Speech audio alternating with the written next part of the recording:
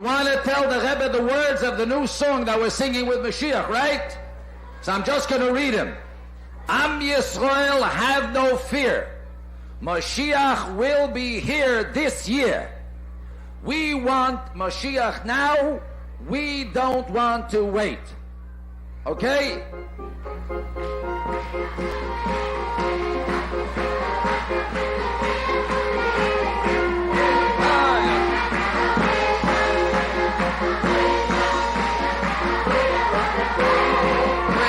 Mashiach now, we want Mashiach now. Oh yeah, Am Yisrael, have no fear, Mashiach will be this year. Am Yisrael, have no fear, Mashiach will be here this year. We want Mashiach now, we want Mashiach now, we don't want to wait. We want Mashiach now,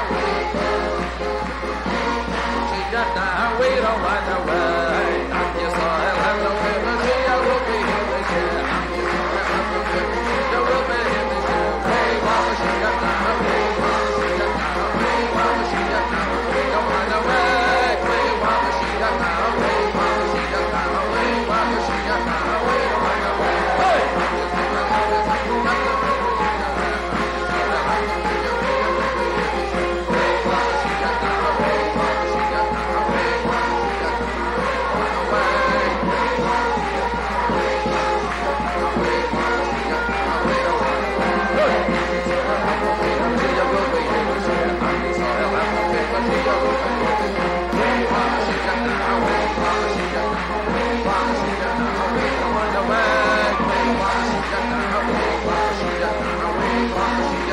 we don't want to wait.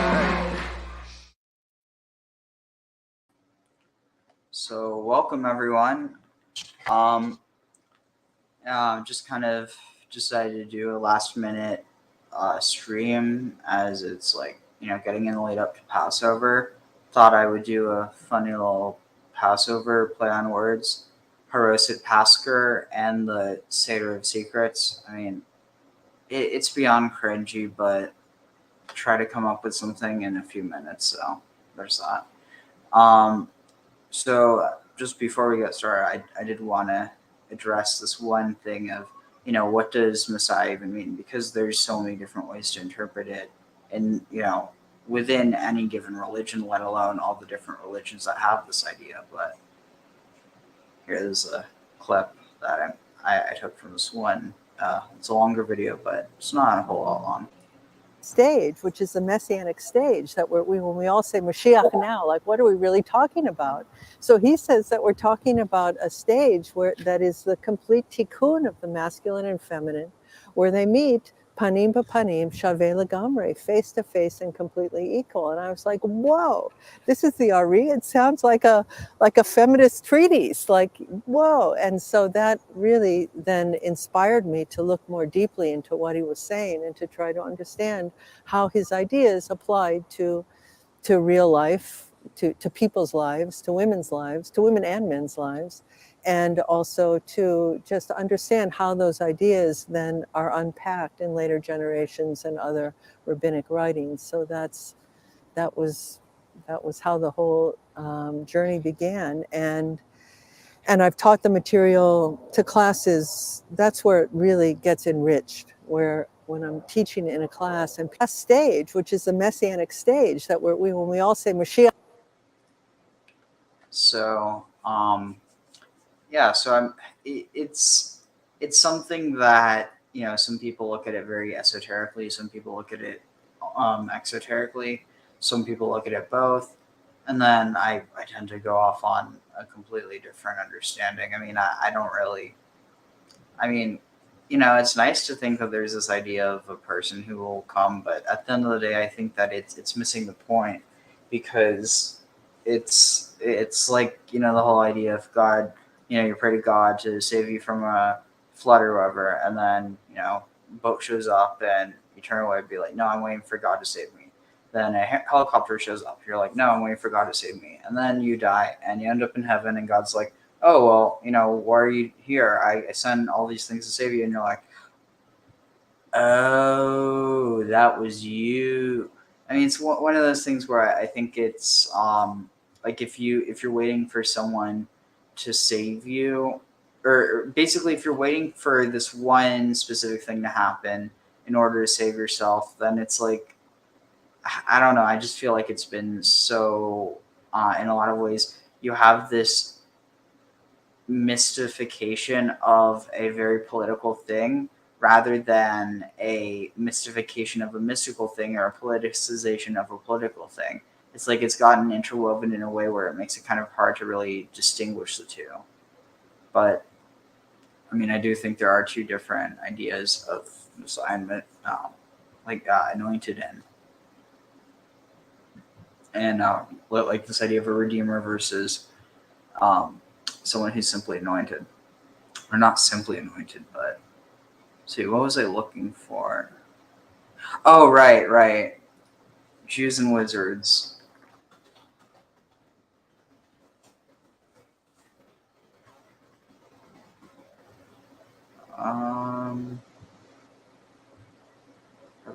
Let's see.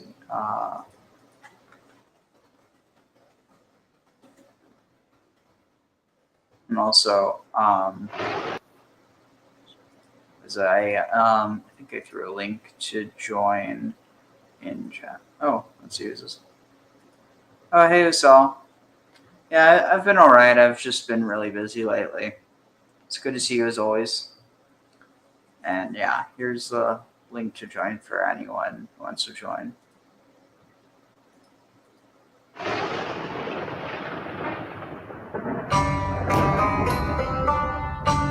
So just for context, this is like a Hebrew Christian channel. I mean, they definitely, this guy, honestly, for being like someone who has like a religious agenda, which I mean, not like, I mean, I think everyone has, whether your agenda is no religion or whether your agenda is a religion or whether your agenda is don't take it seriously. Everyone has an agenda on it, but I mean, for people that have an agenda, honestly, it's not that in your face. It's like you definitely see their beliefs, but it's not in a way where, I don't know, it's one of those things where I mean, at least also as someone who's, studying to be a scholar, I just think that it's kind of silly to, like, as long as a video isn't just completely making shit up left and right, I don't think there's there's no issue with people sharing their beliefs, because at the end of the day, if people didn't, how would we even know what people in the past believed?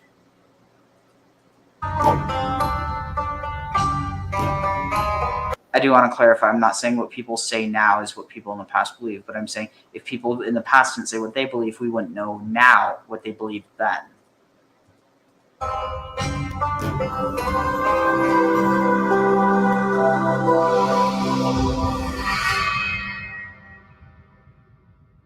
Very few people stop to actually ponder the origin of the classic fantasy wizard, often wearing a pointy hat, holding a staff, and depicted hunched over a pile of dusty books, amid piles of scrolls with jars containing strange concoctions of chemicals bubbling away in the background. In the fantasy world, this image is the epitome of the wise man, the old elusive scholar surrounded by old books and candles, reading deep secrets from ancient tomes. Believe it or not, the classic wizard of popular stories originated from the appearance of the typical medieval Jewish sage. The flowing robe, long white beard. Also, just for context, because don't want people to think all of a sudden that I have some sort of futuristic weapon. It's a torch that I got because my old one wasn't working. So I do want to admit part of this is showing off, but so it's like a little ray gun. But yeah, I'm not just happening to shoot my bong with the gun. That would be stupid and a waste of money. So I'm not doing it. Ah, shoot. Now I have to go back to change tabs to continue. Constant proximity to scrolls, ointments, and incenses and trinkets formed the basis of the popular look of such fantasy characters as J.R.R. Tolkien's Gandalf the Grey and J.K. Rowling's wizard headmaster Dumbledore. Think about it. How did these characters develop? What was their inspiration? Judaism has always had a tradition of an unbroken chain of mystical representatives of Hashem, through whom divine beneficence flows to the earth. After all, whether people like it or not, it is why Don't you ever break the chains. Sorry, it's like you can't say that without getting that song in someone's head. widely known that the great wise men of the East came to pay homage after the arrival of Mashiach, known as the Magi, which is plural from the Greek magos. This is where we get the term magic. These men came from Babylonia, descendants of the prophet Daniel's students, their ancestors. Many of them originally practicing foreign sorcery, became schooled in the ways of Torah and the ability to discern from the heavenly bodies the time of Mashiach's arrival, which they passed on. Rabbi Yehuda Loeb ben Bezalel is perhaps one of the best known Jewish sages in history that really personifies the familiar look of the classic wizard, especially with the legend of his creation of the golem. In fact, few people know that the Sorcerer's Apprentice scene with Mickey Mouse in the 1940 animated film Fantasia is based on a story from Rabbi Loeb after his wife tasked his golem to mop the floor of his study. The golem kept pouring more buckets of water on the floor as he had not received an instruction to stop after the first application. When Rabbi Yehuda returned, his study was in a terrible state.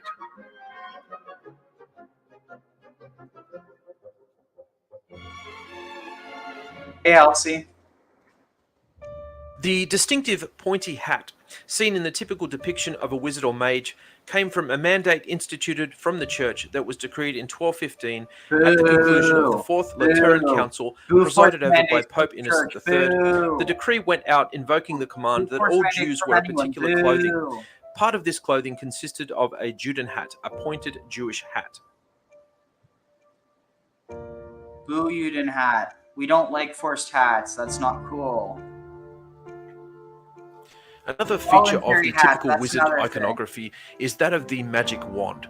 This came by way of the yud, Hebrew for hand, which is popularly known as the Torah pointer, used by the reader to follow the text during the ritual reading from the Torah scroll. Throughout history, some rabbis used the yud to emphasize a point in a shiur, and in some cases it was used to actually point at someone. In the incident in the synagogue in Capernaum, Rabbi Yeshua HaNotzri was confronted with a demon-possessed man during his reading. His command over the demon was impressive, and in his hand would have almost certainly been a yud. Foreigners who began to hear of this story acclimated his power to being connected to the Torah pointer in his hand at the time. So much so that Yeshua is depicted with a wand raising Lazarus from the dead in the catacomb of Giordani in Rome from around the 3rd century.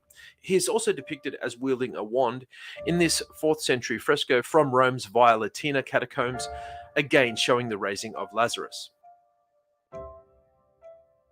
Most people are familiar with the phrase abracadabra, but interestingly, this term comes from the Aramaic abrak ad habra, which means I create what I speak. Reciting aloud a specific sacred text to produce a supernatural effect is not the domain of pagans, nor was it originally a practice that started with them. Speak.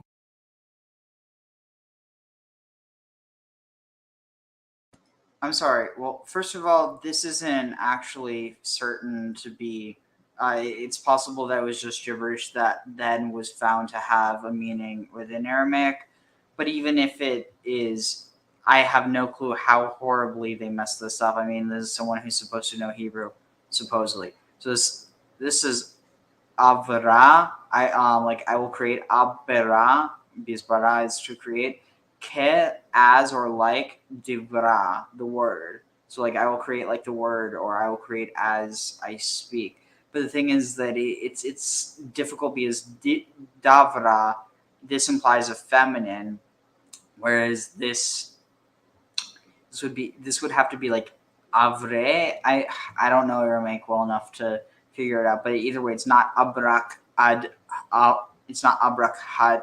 It's not abrak ad habra. It's avrakad, or not even. It would be like avra ka davra.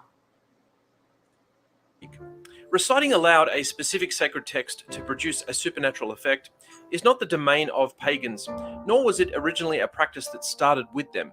The longing to discern the outcome of a future event or to manipulate nature in times of distress are not, by definition, characteristics of someone who practices the dark arts. But the fact that most people who try to achieve such results use twisted and unhinged methods to do so has conditioned most people to think otherwise. There is a concept Paganism does not equal the dark arts, dude. within rabbinic Judaism that outlines the use of Torah and Like, yeah, there's magic in the Talmud and there's magic in the Bible, but don't try to separate it in a way that it's not. Like, this is intrinsically connected to the rest of the ancient world. Also, just gotta love this Ashrei. Psalms to achieve specific results. These works, though they appear esoteric, encapsulate this idea. They are known as the Shimush Torah and the Shimush Tehillim. The word Shimush means practical use of, and many of these passages in Scripture are known to reveal many of Hashem's names and, upon utterance, with correct concentration, allow the achievement of particular phenomenon. If this information that I'm sharing with you is interested you, please consider hitting us up for a like and subscribe to our channel if you haven't already. Now, before I close off on another episode, I want to ask you, are you looking for the Torah in everyday things that at first glance appear to have nothing to do with it? Or are you always looking for the bad aspects in things? Remember, we are not called to look for the potential evil in everything. We are called to look for the good, learn what is good, and be obedient to it. Bye for now. Before you go, if you like this series and you want to find out much more, check out our books, All Lights On in the Master's House, Lightning from the Master's House, Flying Chariot, Fallen Dragon, and Is Alcoholic. All available on Amazon.com and other online bookstores, and help us to continue to spread the word. Hey, Grum. Welcome. How's your night going? Thanks, Ariel. Pretty good. Morning kind of here, but yeah. Meh. Same schmam. So, what are your thoughts on that video? No, it's interesting. It lays out a lot of the, the wizard thing versus the Jewish scholar. Yeah, it's not that commonly that you can get someone talking about Jews being wizards without it getting anti-Semitic quickly.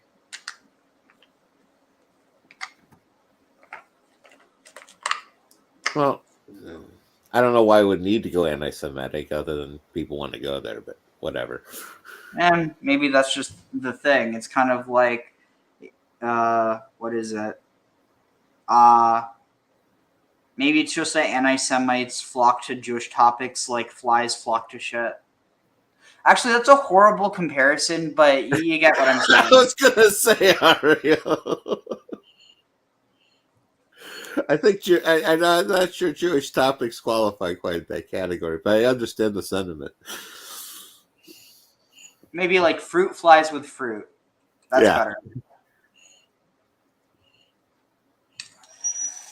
Bears to honey. All I know is that I was thinking about the anti-Semites as flies, and it just happened to be that the first thing I think about when I think of flies is shit, not fruit. Well, you're also kind of thinking the anti-Semites is shit, so it's all good. Fair enough. And you know what they say, you are what you eat. I'm not going to throw stones there. I mean, I'm not going to get into it, but I mean, I can at least speak for myself and say that I do not eat feces. At least intentionally. I've read too many government reports talking about, like the government mandated maximum number of rat feces allowed in a chocolate bar. Well, but don't you know that's just building up your immunity? I'm not going to argue with that. I'm just saying I understand that the government allows feces to get eaten. So, yeah, what's a little bit of tularemia between friends? Yeah, as long as you're not toxic. Let's see. Oh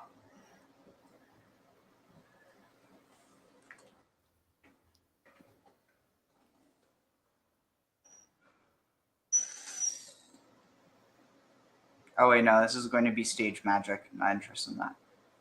Wait, oh my! Wait, what?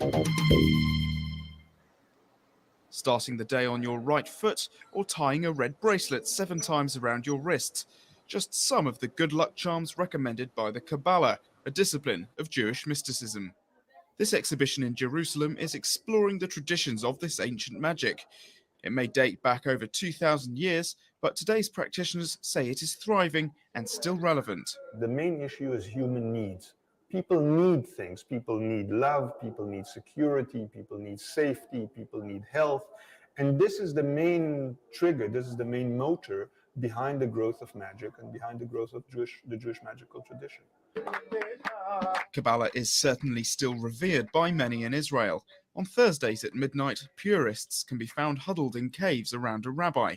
Until daybreak, they study secrets of the Zohar, Kabbalah's sacred book. However, there are now more accessible, user-friendly forms of this esoteric knowledge to suit the modern world. Applied Kabbalah centers now flourish, where charms and plant extracts are prescribed to solve disputes in love and life. When somebody comes to me with a particular problem, first I open the book of Zohar, look for their name, birth date, and mother's name. Then I go to the source of the problem and then find a solution for it.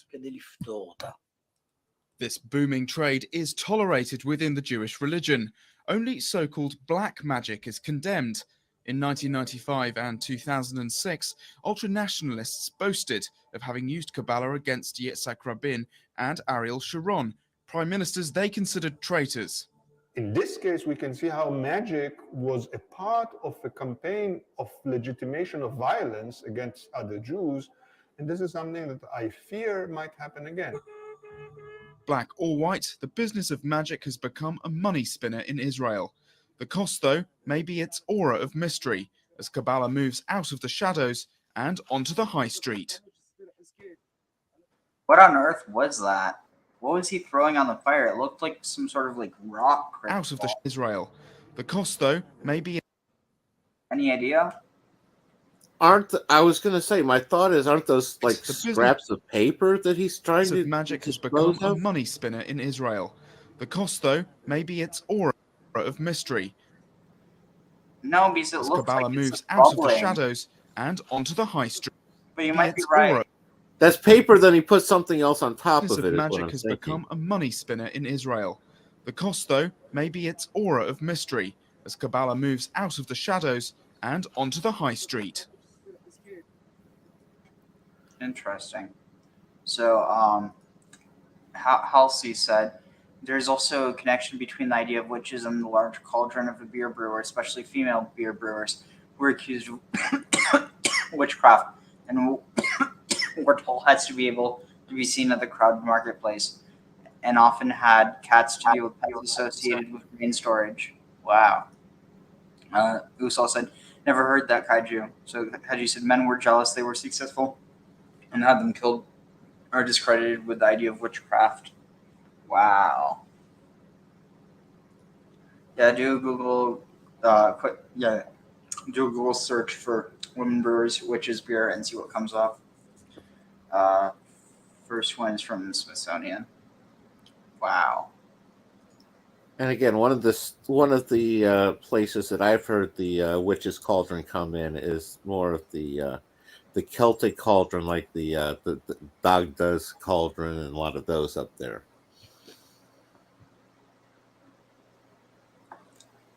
Let's see. Ooh, what's this?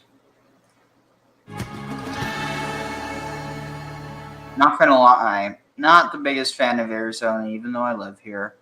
But hey, I mean, I feel a little bit of pride when I see something that's close to me, even though it's kind of like, meh. I mean, it's Arizona is a nice place, but it's just a lot of desert, and some people like the desert. I like the desert too, but it can feel a bit suffocating sometimes.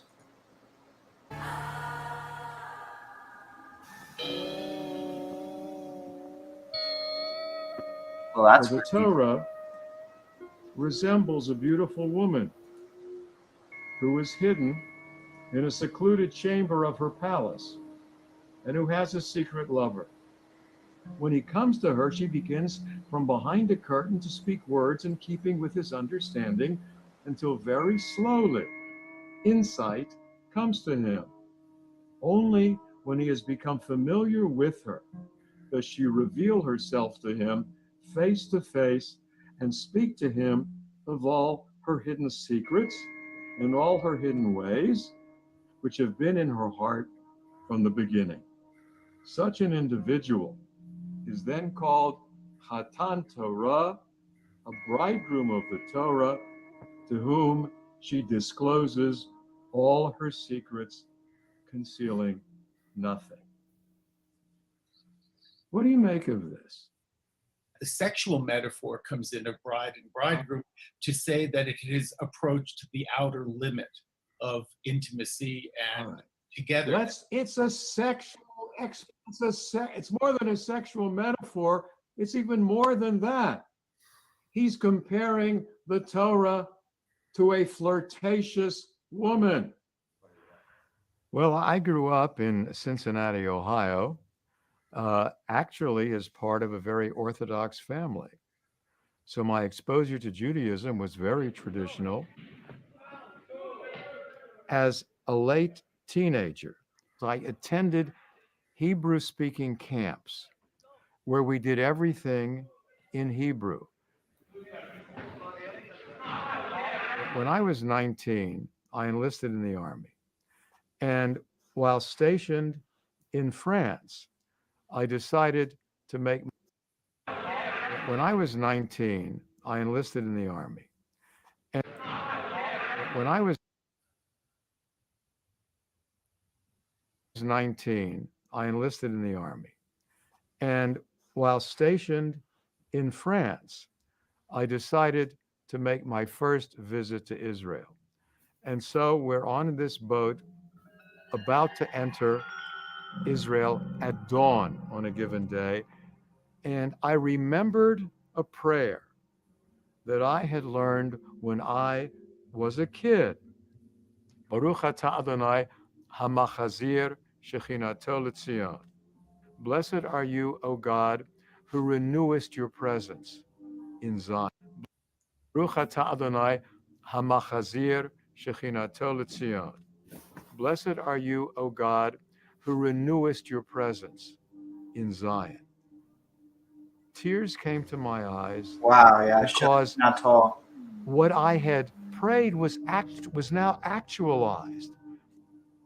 The reality of Israel, historically, biblically, contemporaneously, was no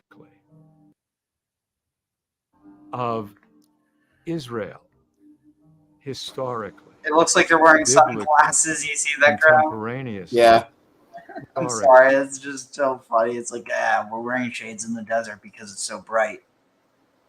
Also, look what Their they're future's so bright, they got to wear shades.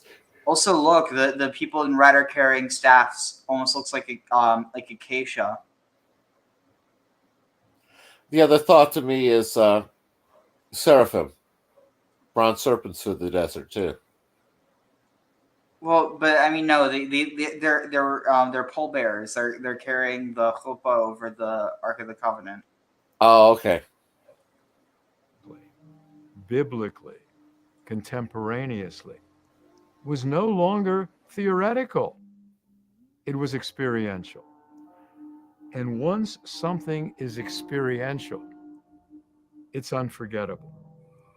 If there was any experience that overwhelmed me and moved me to become a rabbi, it was that.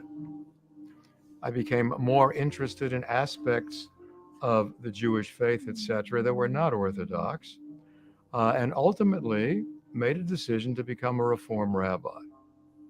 Reform engages in the most liberal interpretation of the Jewish tradition, Jewish practice, Jewish rituals, etc. For me, it was the most expressive way of doing what I wanted to do. It was the most open. When I worked for our national reform movement, it was my responsibility to run 2 summer adult study programs.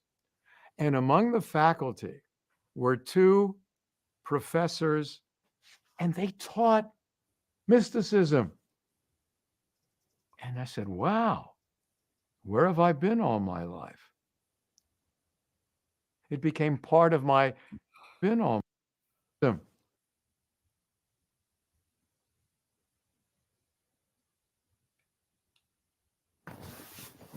And I said, wow, where have I been all my life? And I said, wow, where have I been all my life? It became part of my very being. And when the opportunity came to teach it here in Tucson, first at Temple Emmanuel, and then at the Jewish Museum, I really jumped at the opportunity. This is what the book looks like. So some of you are panicking right now and saying, oi, does this mean I have to buy this book and figure it all out? A lot of people are under the misapprehension that Kabbalah refers to a book. It does not. The word Kabbalah literally means to accept or to welcome, to become a part of. The Kabbalists, they said, we have found the ways and means to understand the divine and to experience God regularly, daily. Now, the word Zohar means radiance, and this is the book of radiance, this compendia of material edited in the 13th century. And so if you immerse yourself in this compendium, you will become radiant. Because Zohar Harakia, you will shine like the radiance of the sky. So that's how it all came about. I want to see something real. And Judaism doesn't give me that particular revelation. And that is one of the basic reasons, as we shall see, why the Kabbalists came up with what they did. Tucson may be the only place in the United States where courses in Zohar are taught by rabbis under synagogue auspices. I get into the material, and I like to convey that excitement and meaning to those in the class. If we were reading the telephone book, I would get excited. Look at this name, John Smith. That's a marvelous name, John Smith. Somehow, as a teacher, that's the way I teach. I hope that it will transform their lives in ways that they could not have imagined. The knowledgeable will be as radiant as the brightness of the firmament. So the Kabbalists, because they studied the Zohar, the book of radiance, became as illuminated as the beauty of the heavens. And so all of you, hopefully, all of you by virtue of entering the mysterious, hello, goodbye. By entering the mysterious world of the Zohar, will become as radiant as the firmament up. Would I consider myself a mystic? It's an interesting question. I would consider myself a mystic to the extent that I believe that there is another dimension of reality above and beyond what we see in front of us. When you pick up a baby, you inhale the fragrance, and that's the best word that I can use, the fragrance of that infant. It's transformative. I would call that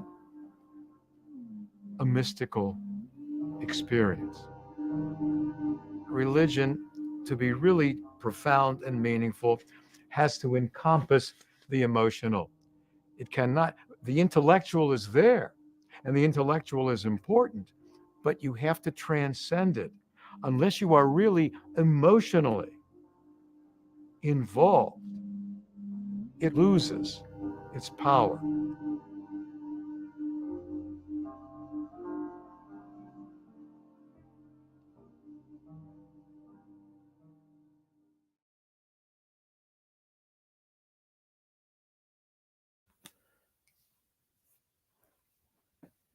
Interesting how his exposure to Kabbalah, basically had him get in touch with his, Judaic roots. Oh, I mean, like, you have to keep in mind he was already a rabbi by this point. He doesn't make it sound like he was, he makes it sound like there was a huge transition. Oh, definitely, but I think that's a key point. You don't to just because one is, a rabbi, doesn't mean that they're going to be, so spiritually involved. It might just be about, fulfilling the role. Then you have other people who might be the complete opposite, like where, for them it's all about the connection. Yeah, they might not even be a rabbi.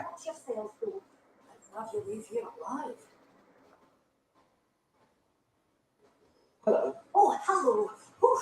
Sorry I'm in a bit of a tizzy. I was just scolding some of the plants for spitting and nipping. I suppose it's my own fault for putting more than 4 to a tray. By the way, Beatrice Green is the name, but you may address me as Madam Green. Welcome to Dogweed and Deathcap. Oh, mind you don't knock the mandrakes. Oh, if there wasn't a constant demand for antidotes, I wouldn't need to stock so many of the little dears. Except, of course, for curses. And, well, if you've been petrified, then obviously you've come to the right place. Mind you don't knock the mandrakes. Or if there's an uprooting, you'll be the next one to drop dead, and I'm in no mood for a clear-up.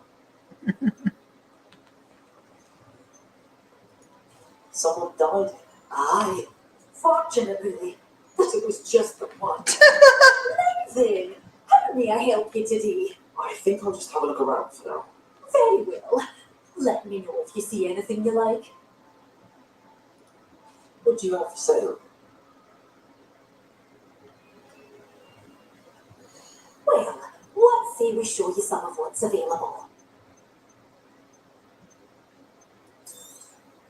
Oh, I'm always thrilled when a young one makes a wise purchase. I can tell you'll go far. But your things will be safe with me until they're sold. Then you'll have to make do with money.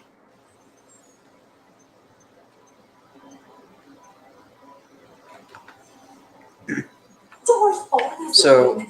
You be sure to stop by soon.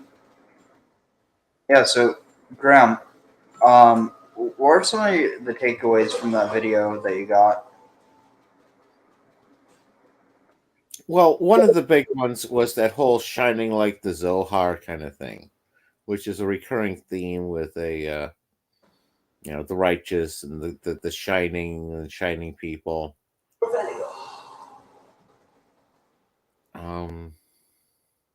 Again, his phone ringing was hilarious in the middle of the thing, but yeah, that Yeah, neither here nor there. That was too good. Yeah, and I appreciate him throwing that in there.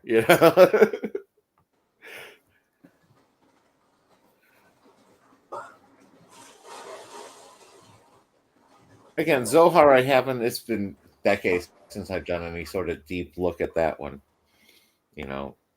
I don't know, does Guide to the Perplexed by Maimonides actually fit in Kabbalah, or is that sort of in its own category? No, it's more like Aristotelian and Platonic thought.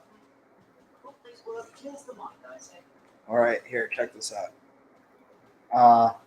Okay, I look kind of ridiculous. Let me make myself look presentable.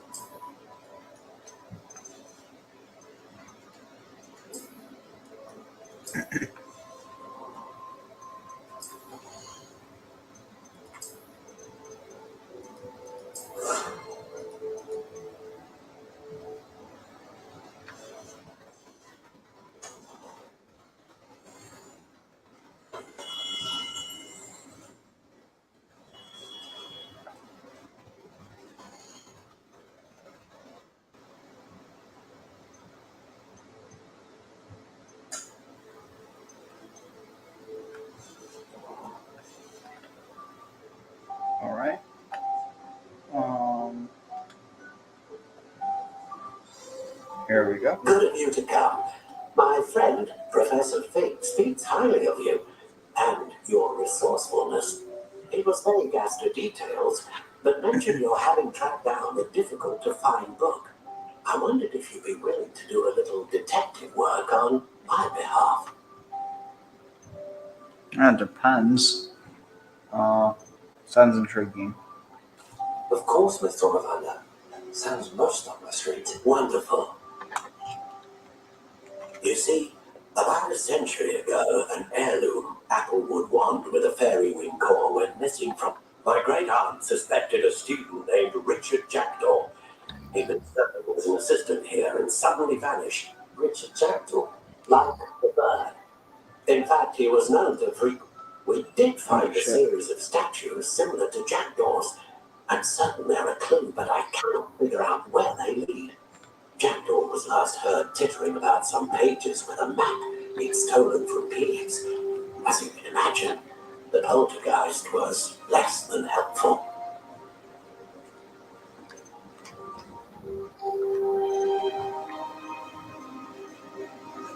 Is there anything special about the one? Oh yes, it's terribly special, but not in the way you might think. It won't grant special powers to the caster, no, nothing like that. But it will ease the hearts and minds of the Ollivanders to know of its return, and that power is immeasurable. Surely you could continue searching the outlet. Oh, one would think. However, the headmaster does not take kindly to an old wand-maker loitering about the place. Can't say I blame him.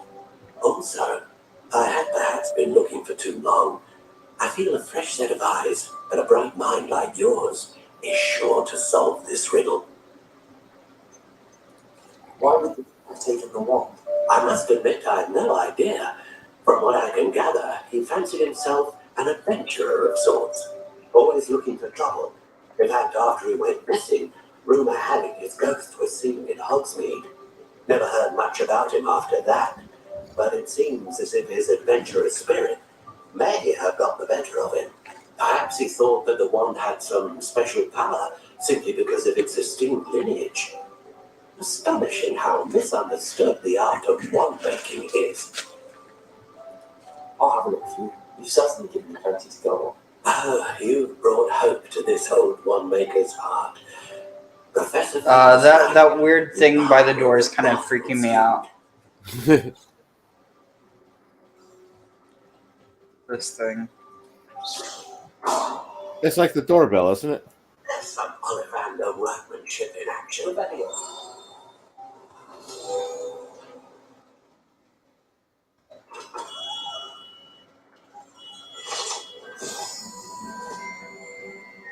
Since 382 BC.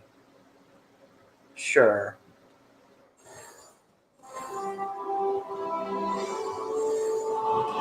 Oh, sweet, I can put on a new hat now.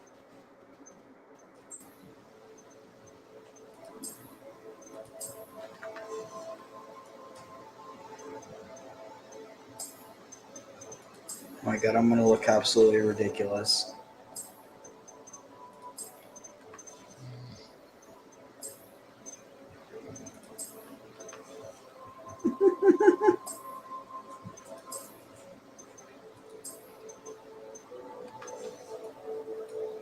Yeah, I look absolutely ridiculous.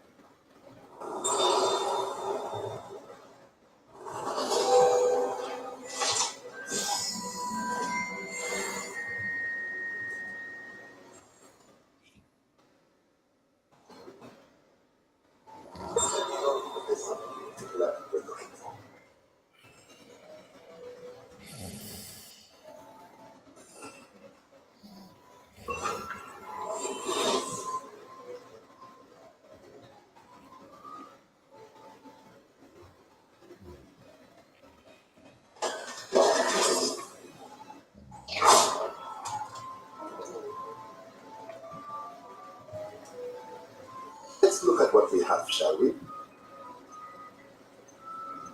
is no way to earn their favor.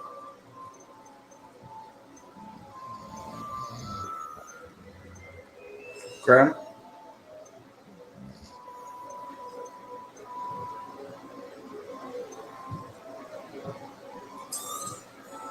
Nothing like finding just the right thing, is there?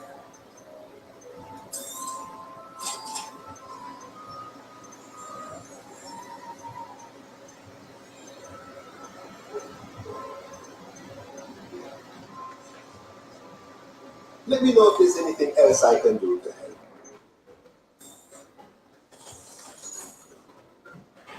Let me know if there's anything else I can do to help. Revelio.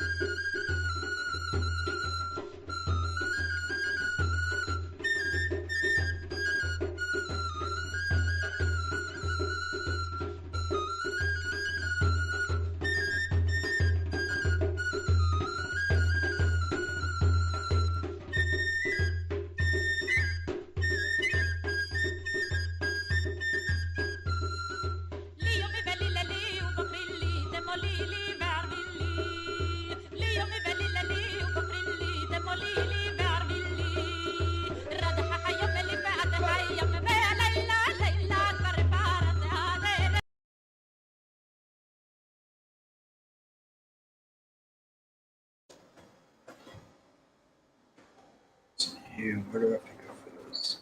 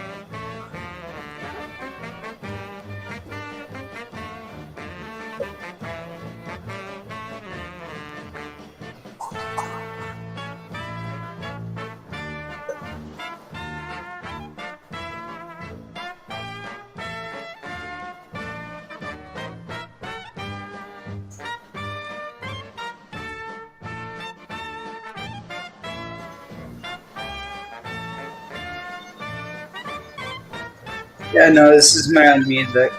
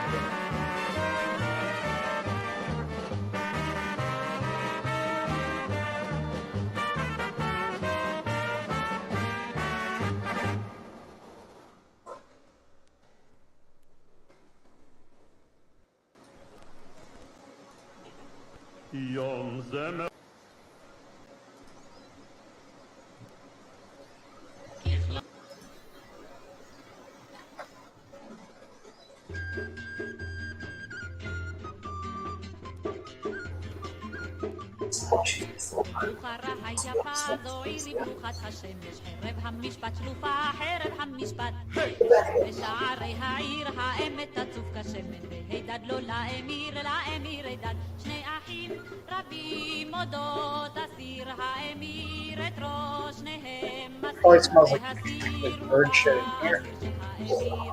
אזרחים ביצומנה בשיר, קיים את בצדק משפטו של האמיר. אזרחים ביצומנה בשיר, קיים את בצדק משפטו של האמיר. אזרחים ביצומנה בשיר, קיים את בצדק משפטו של האמיר. אזרחים ביצומנה בשיר, קיים את בצדק משפטו של האמיר. כשלו במעונו ובחדריו אין נחת, אלף יש בהרמונו וחייו קשים. אך מוכן הוא על עצמו עוד 2000 ראש לקחת, כי אוהב הוא את עמו בעיקר נשים. יום אחד ערב את ראש האב ואת בת בניו לקח אליו, בל תשבו לאום ללחץ רעב. אזרחים ביצומנה בשיר, קיים את בצדק משפטו של האמיר. אזרחים ביצומנה בשיר, קיים את בצדק משפטו של האמיר. אזרחים ביצומנה בשיר, קיים את בצדק משפטו של האמיר. אזרחים ביצומנה בשיר, קיים את בצדק משפטו של האמיר.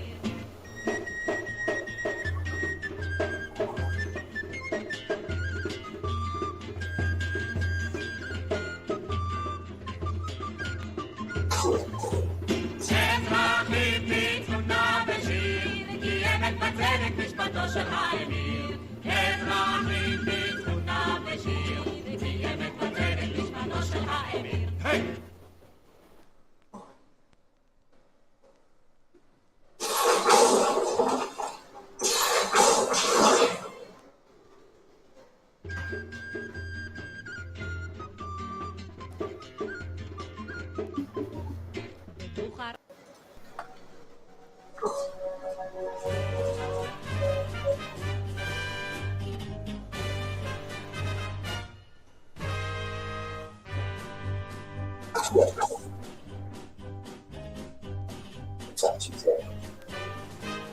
וחיטטו חרבותם לעיתים בחניתותיהם למזמרות. I had no idea the boomerang was a traditional Jewish weapon.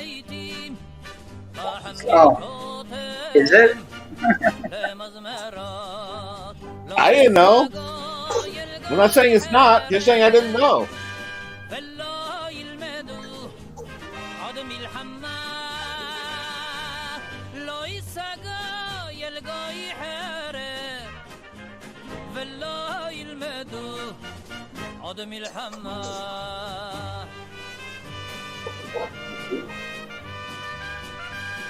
This is oddly satisfying.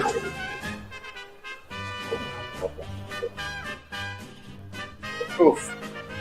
Being hit in the head by the ship. Cool. וחיטטו חרבותם לעיתים בחניתותיהם למזמרות.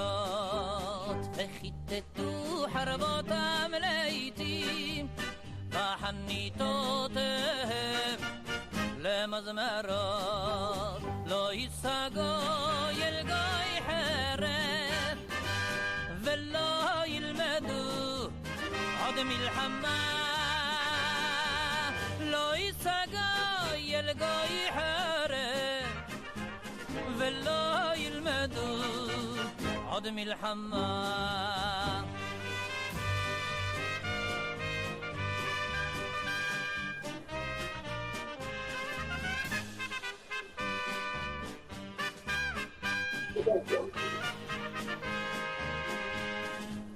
Oh, how did I not see it before?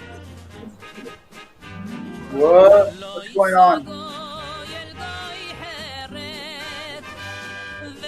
What did I do?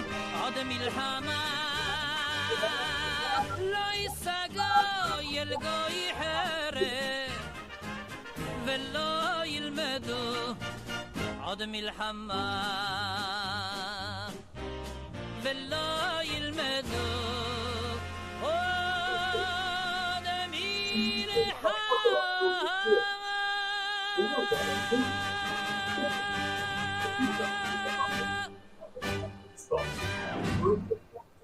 At your service. The Richard Jackson. So Mr. Ollivander was right. He wants his family wand back. Goodness. I'd forgotten about that wand. I assure you I don't have it on me. I'm almost certain I dropped it the moment I was beheaded in that cave. Oh, it was sheer folly to follow that map. Yeah, trust me, this would not fly within, like religious Jewish But that's context. a story for another day. So you stole a wand. I think they recently made some like game where you play as Jesus Christ or something, but I don't know about anything other than To that. such absurdity. But yes. Why do you care about some old wand? I don't really. Ollivander does. Hey, don't speak about someone's old wand. That's a bit personal. Indeed. Say, here's an idea. Why don't you meet me at the edge of the Forbidden Forest? Yeah, that doesn't sound like a creepy idea at all. How you get the chop chop? How you died, but who did it to you? I was having a look about when I suddenly sensed a refreshing breeze, after which I felt, well, lightheaded. That's all I remember. Oh, Hence, but if you bumped. do visit the cave, be prepared. I can't tell you what No, goes to be that fun. He's a perceptive sort. Beware a light breeze. Is that how you say that it smells like shit in there? Why would you steal Mr. Ollivander's family wand? The family were always going on about how special it was, so I took it. Who could resist? Sadly, it wasn't special enough to save my neck. I fully intended to return it once I learned it was only special for sentimental reasons, but as you can see, I never got the chance. Boo-hoo. How is it possible to steal from Peeves? The poltergeist. I didn't steal the pages from his ghostly form. I merely found them in his wake of destruction. He's got a penchant for wrecking things. Books, bottles, suits of armor, whatever's likely to cause the most chaos. I doubt he even noticed they were gone. If that's the only way for me to get those pages, I'll meet you there. If you don't mind the sight of my decapitated skeleton, the wand and the pages are yours for the taking. Well, someone's a bit full of themselves, aren't they?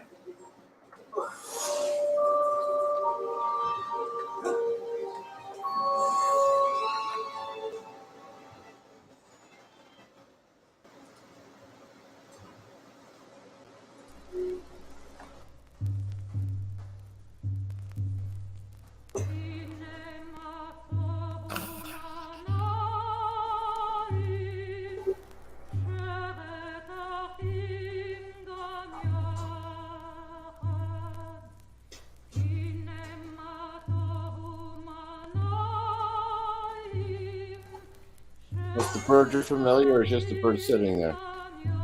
What? Is that bird you're familiar, or is just the bird sitting there?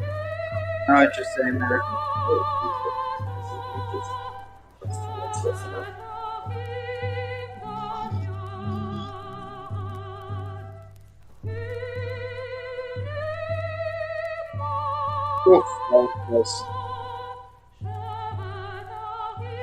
That's the shortcut now.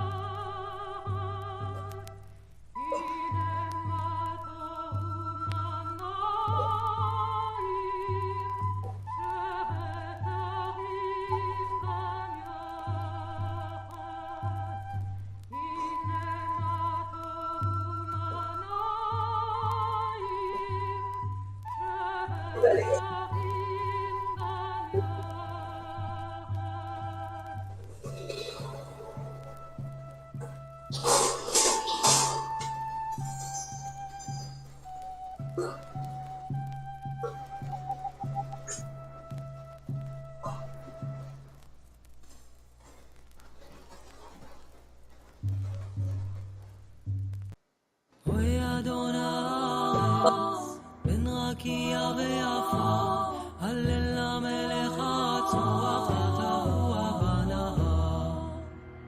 בוסר זקוף קומה, המלך היציב, אלי תחתית נבוא, נשמתנו להשיב.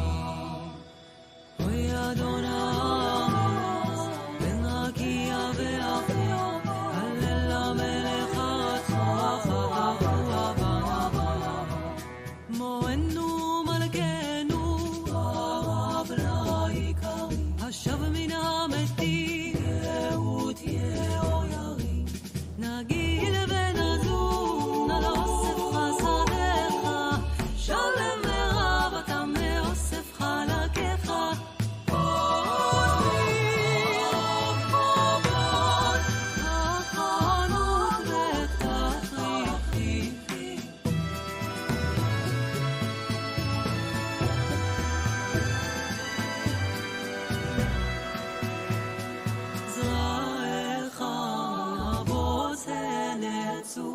שלום שלום למלכים, את יום עבדך יגיע, אתייצב בפני שופט, ליבי המס תשקול, על מאזנינו צת מופת, ואם חיי וחטאי כבדו לנוכח מה,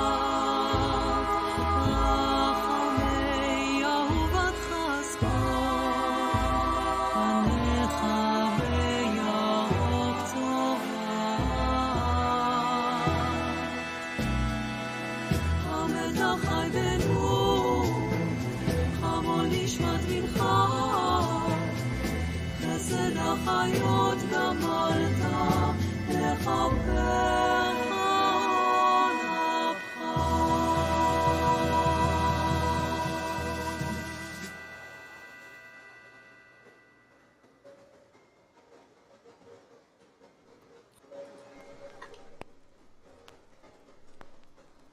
ארץ זבת חלב, חלב ודבש, ארץ זבת חלב, חלב ודבש, ארץ זבת חלב, חלב ודבש, ארץ זבת חלב, חלב ודבש, ארץ זבת חלב, חלב ודבש, ארץ זבת חלב, חלב ודבש, ארץ זבת חלב, חלב ודבש, ארץ זבת חלב, חלב ודבש, ארץ זבת חלב, חלב ודבש,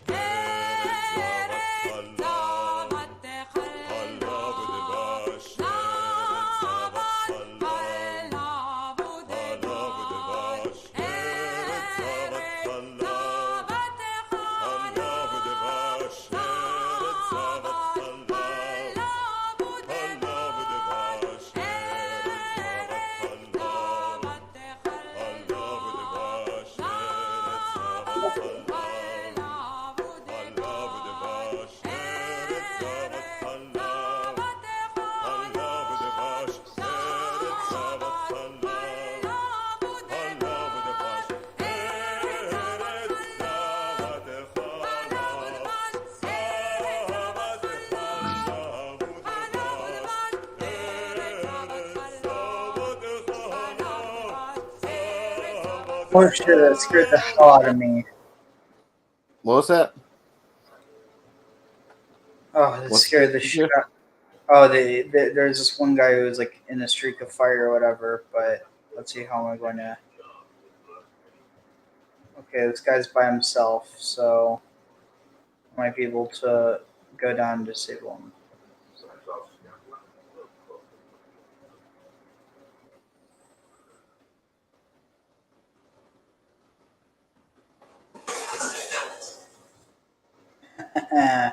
Suck it. And now you're fading away.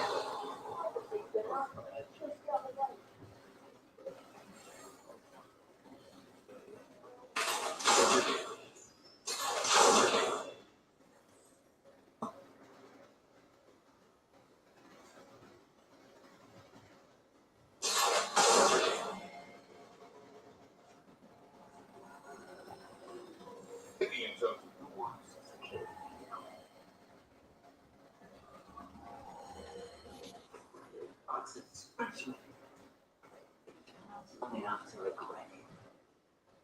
Wait, where are they?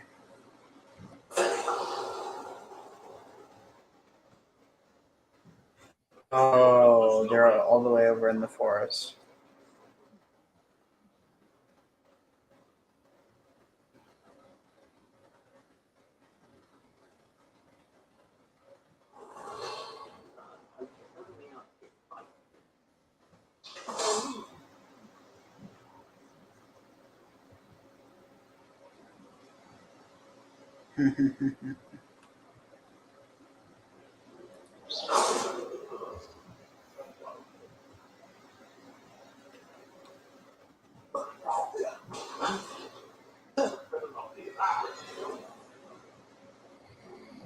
Think I might remember your face. I know something. Running home. Nothing more than black.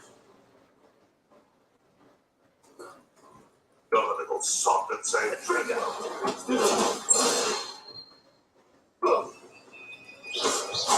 You're a slippery little shrike bastard. Nothing more than black. Oh shit.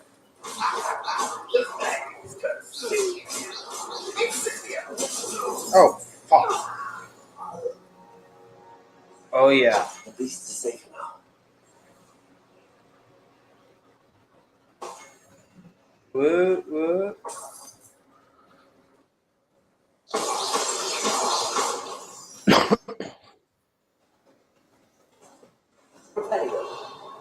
Were there any beasts here, or were they just hanging out in the woods? Huh.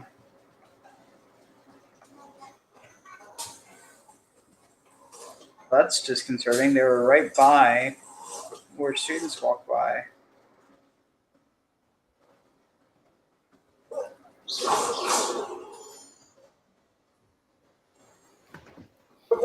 I hate to tag out on here, Ariel. I am dragging and I'm about to fall asleep on you, and I do not want to start snoring on you. No worries. Have a good night. I'll see you next time. I'll probably Absolutely. It was fun as always. Look forward to the next time. Bye-bye. take care.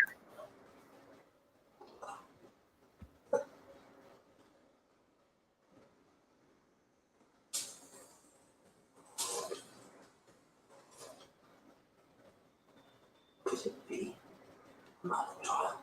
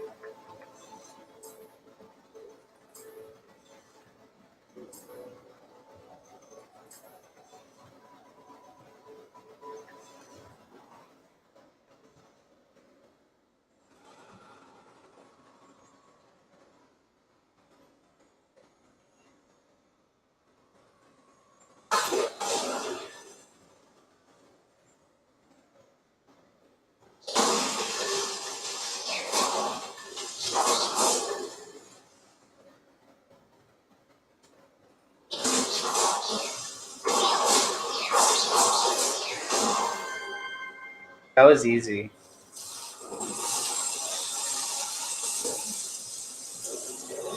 Oh, it's a chuppah. Yeah, da da da da da da. Yeah, da da da. Who's getting married? Wait, is this Merlin? Merlin? Mama Merlin?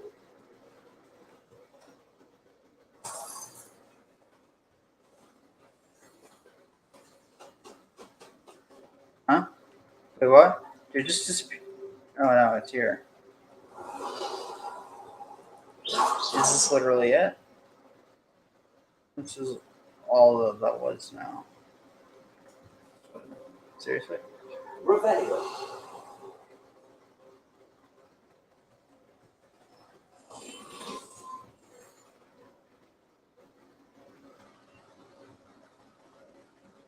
See, what do I have to do for this? Oh, dodge rolling. Come here, you bloody bastards.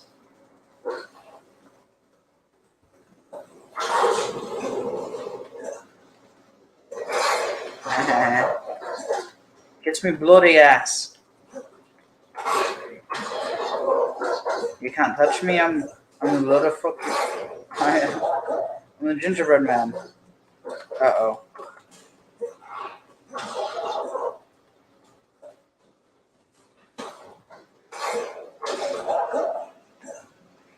Oh, this is too much fun. Oh, shit.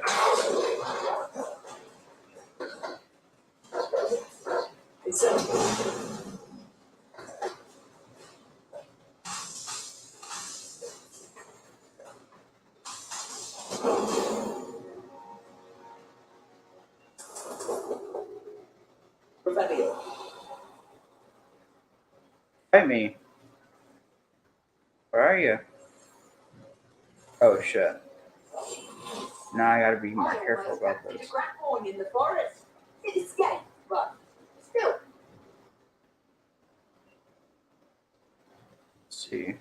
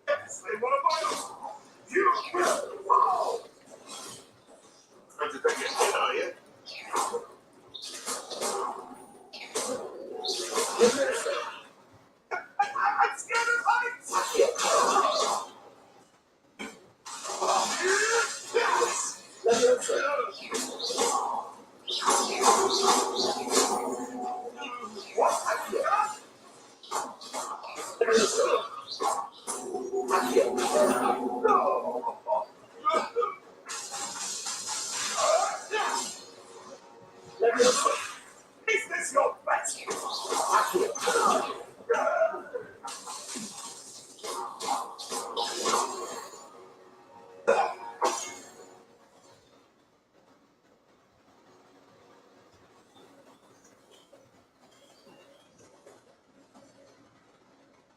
Revelio.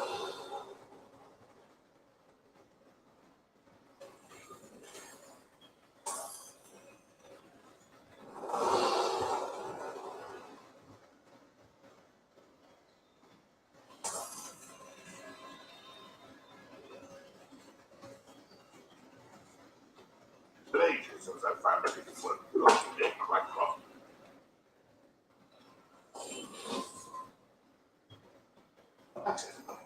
I would say that our tale is not appropriately named.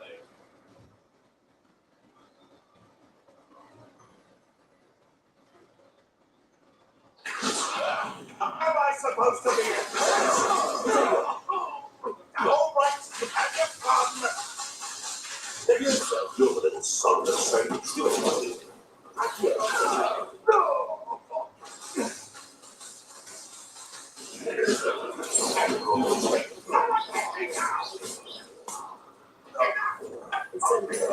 No, listen. No. It's shameful what you've done to helpless beasts. It truly is. Revelio.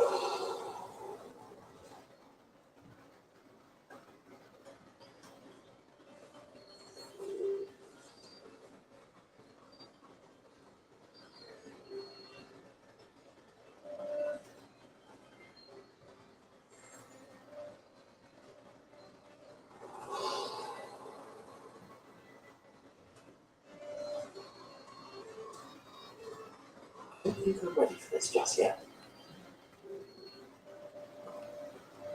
Revelio.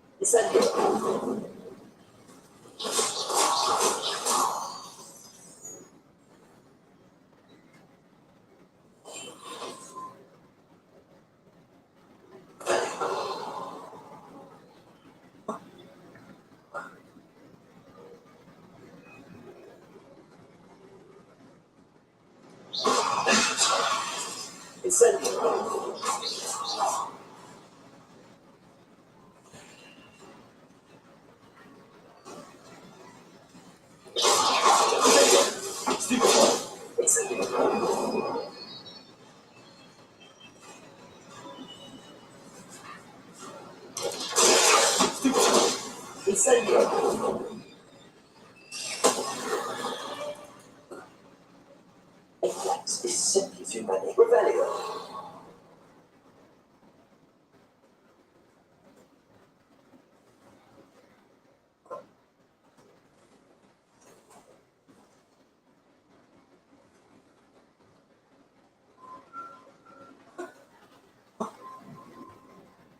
Incendio.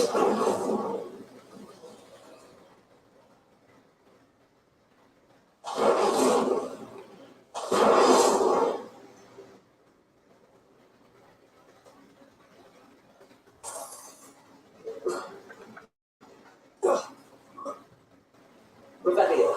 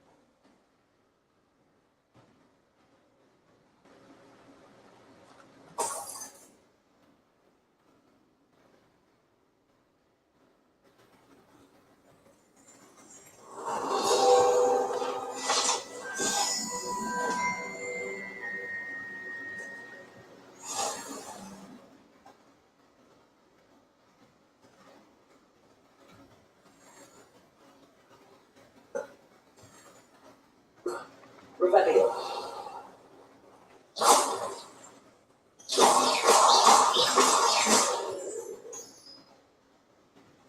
Revelio.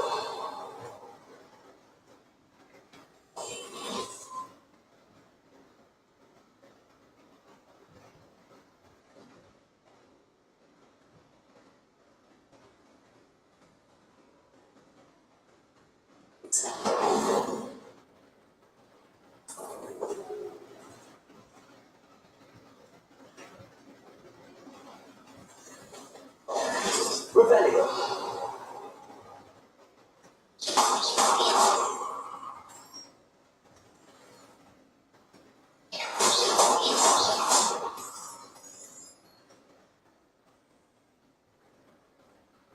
What did you have in store for me this time?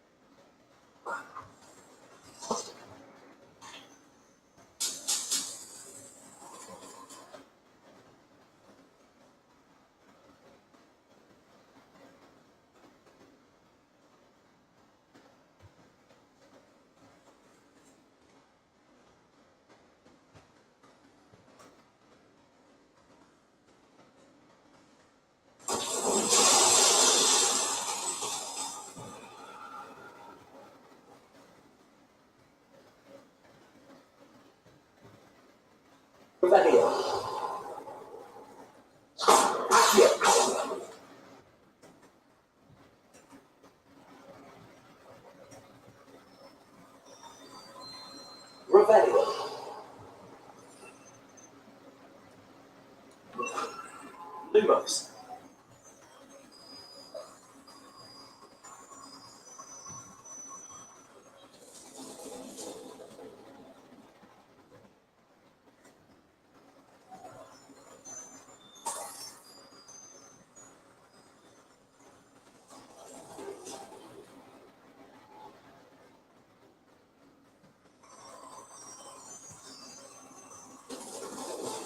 Self will be proud.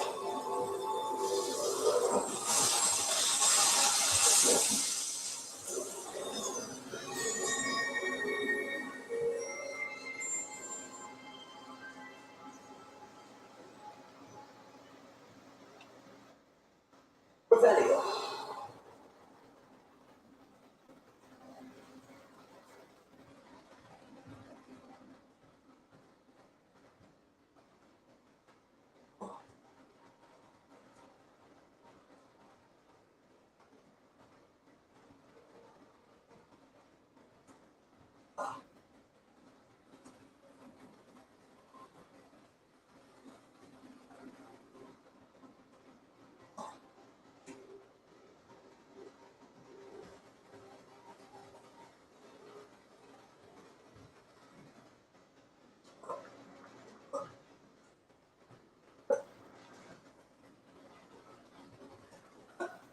Revelio.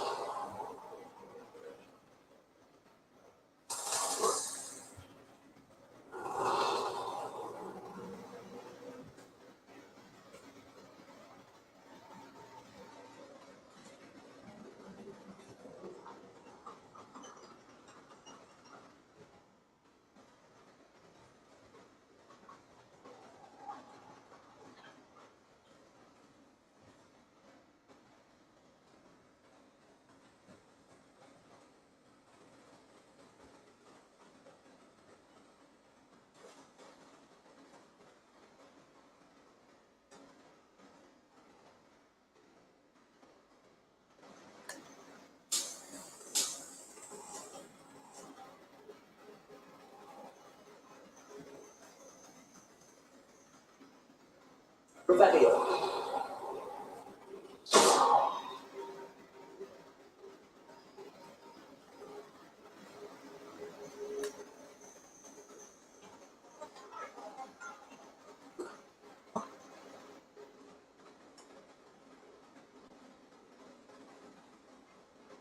Revelio.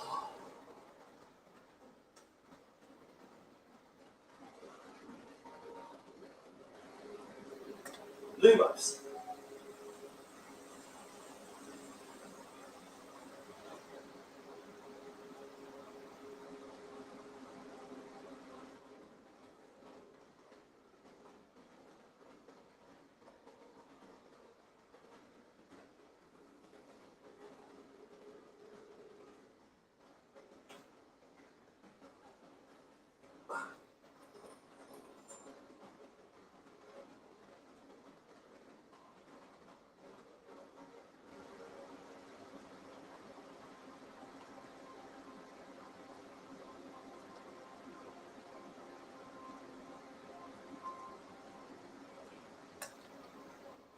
Oof, just got like a chill.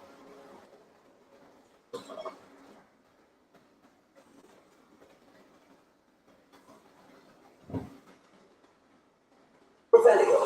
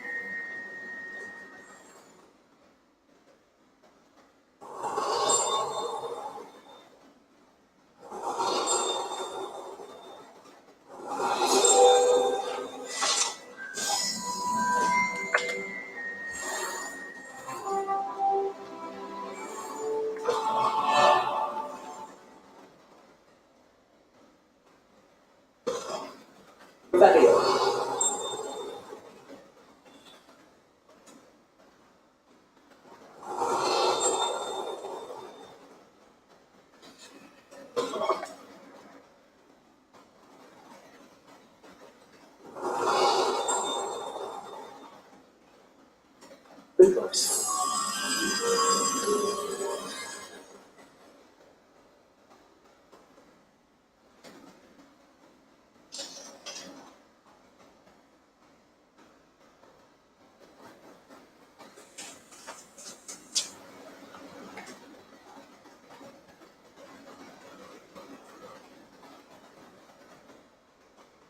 This looks like the portrait from the map.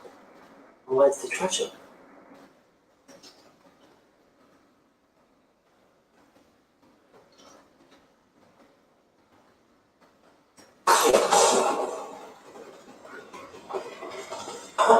There was a doorway hidden within the portrait.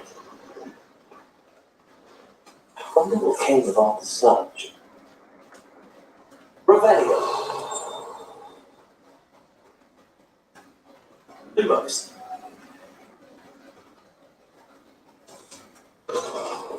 Revelio.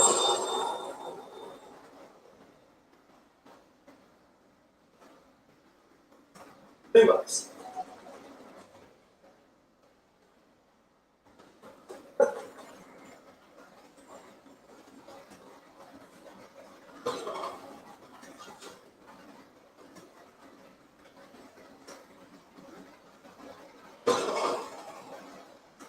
Revelio.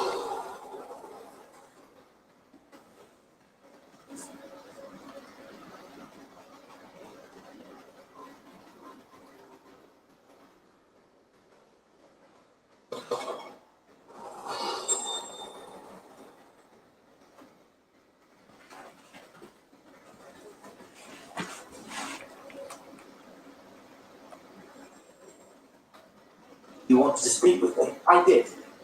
Hello, I'm Duncan Hophouse. Pleasure to meet you. I've heard all about you, of course, confronting trolls and dragons. I suppose it must seem that way. I'm not sure it's justified. It's often been a matter of circumstance. I'm going to presume your reputation is in fact warranted, in which case you are precisely the person I need.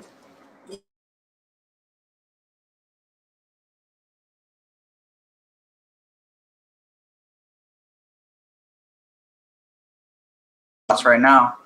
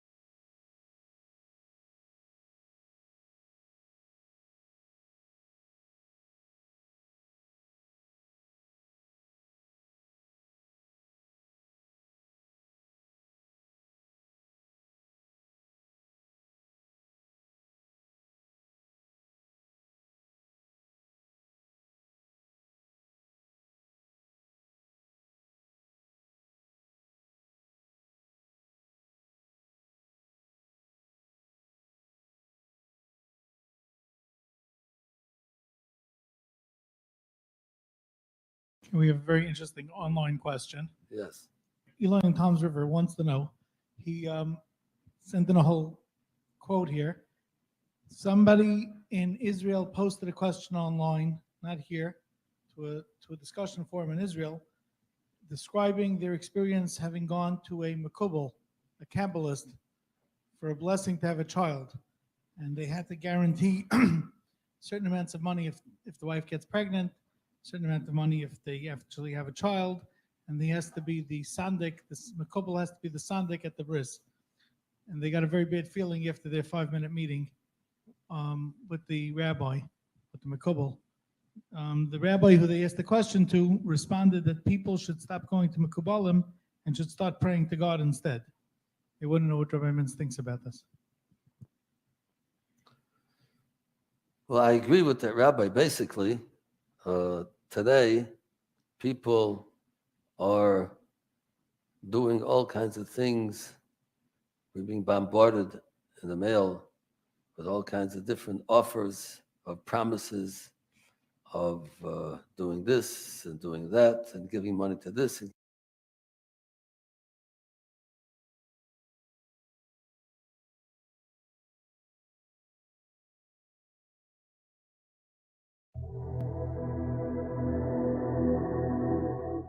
What separates religion from magic? How is the Jewish world connected to magic? And why did certain prayers become linked to protective rituals? A new exhibition at the Israel Museum in Jerusalem tries to answer these questions by honing in on the Shema, a Jewish prayer that has been recited for millennia. The Shema adorns the doorposts of Jewish homes, and it's also recited several times a day, including before going to sleep. The Shema is one of the most important prayers in Judaism. It comes from the Bible, from the Old Testament, specifically from the book of Deuteronomy. Titled, Hear, O Israel, the Magic of the Shema, the exhibition shows that this prayer was also incorporated into Jewish amulets since ancient times. This tiny gold plate dates back to the 3rd century CE.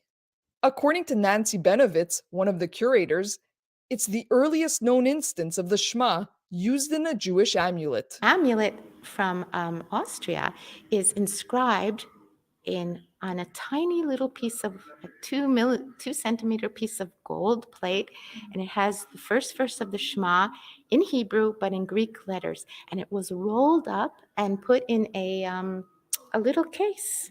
Another treasure, this silver armband from the 6th or 7th century, inscribed with the first 2 paragraphs of the Shema in Greek. Angels are part of the Jewish world. Miracles are part of the Jewish world. It's just the word magic that throws people off. But really, it's very much part of our culture, and it's part of the rabbinic culture. And there's magic in the Talmud, and there's magic in all sorts of Jewish contexts. The amulets, charms, and spells on display were intended to protect from ill health or misfortune. A fascinating series of 1,500-year-old rare magic pottery bowls from Iraq reflect a curious magical practice that was once used by both Jews and non-Jews alike in Babylonia. At the center of the bowls are drawings of strange figures, demons, apparently. And they're actually traps, magic traps for demons. It's a specific thing that exists only in Babylonia between the 5th and the 7th century CE, mostly written in Aramaic. The spells within the bowls contain, in many cases, the Shema.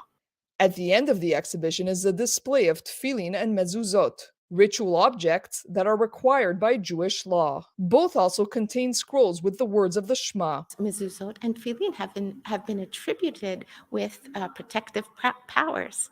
So our big question, and the real basic question behind the exhibition is, are tefillin and mezuzot amulets? And moreover, are tefillin and mezuzot amulets? And moreover, what's the difference between religion and magic? Can you really draw a line between them? Hear, O Israel, the magic of the Shema, will remain open until April of next year. From the Israel Museum in Jerusalem, Maya Margit reporting for the Media Line.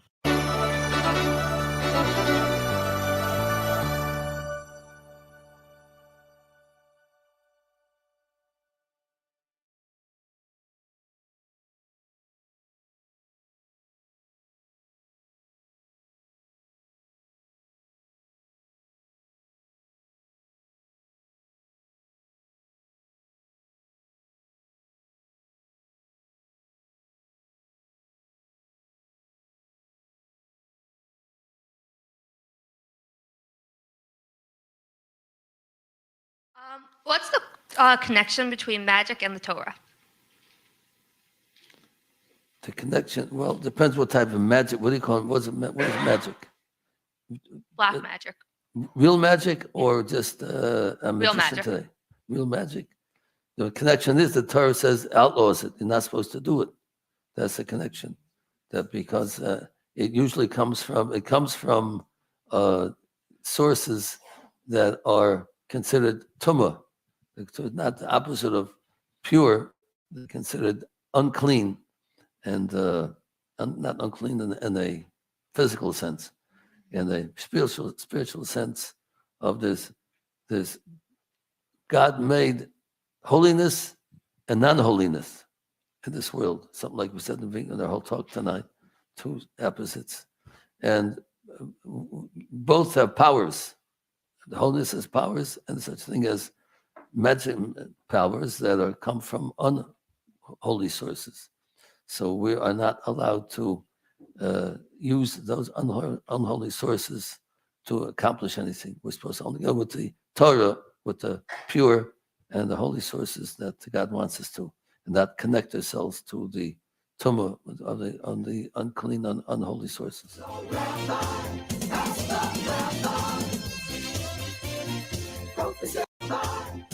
Tumah of the unclean, unholy sources.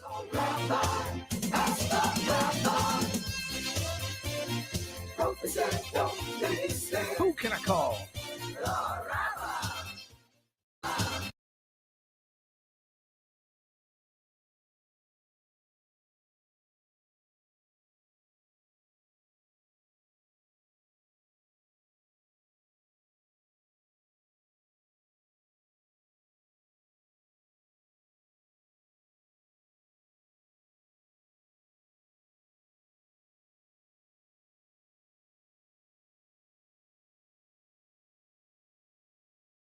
I'm very pleased to be here with Rabbi Arthur Kurzweil, world-renowned author, editor, publisher, Kabbalist, illusionist, and teacher.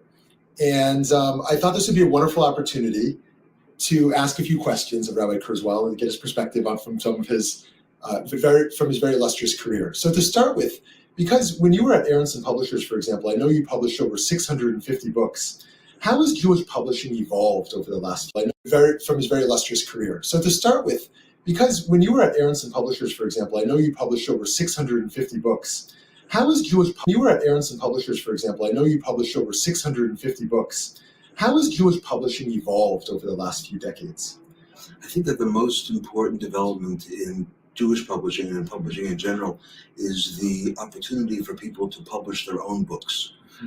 Self-publishing. It's called print on demand, where you can print one book at a time and you don't have to go to a publisher to publish it.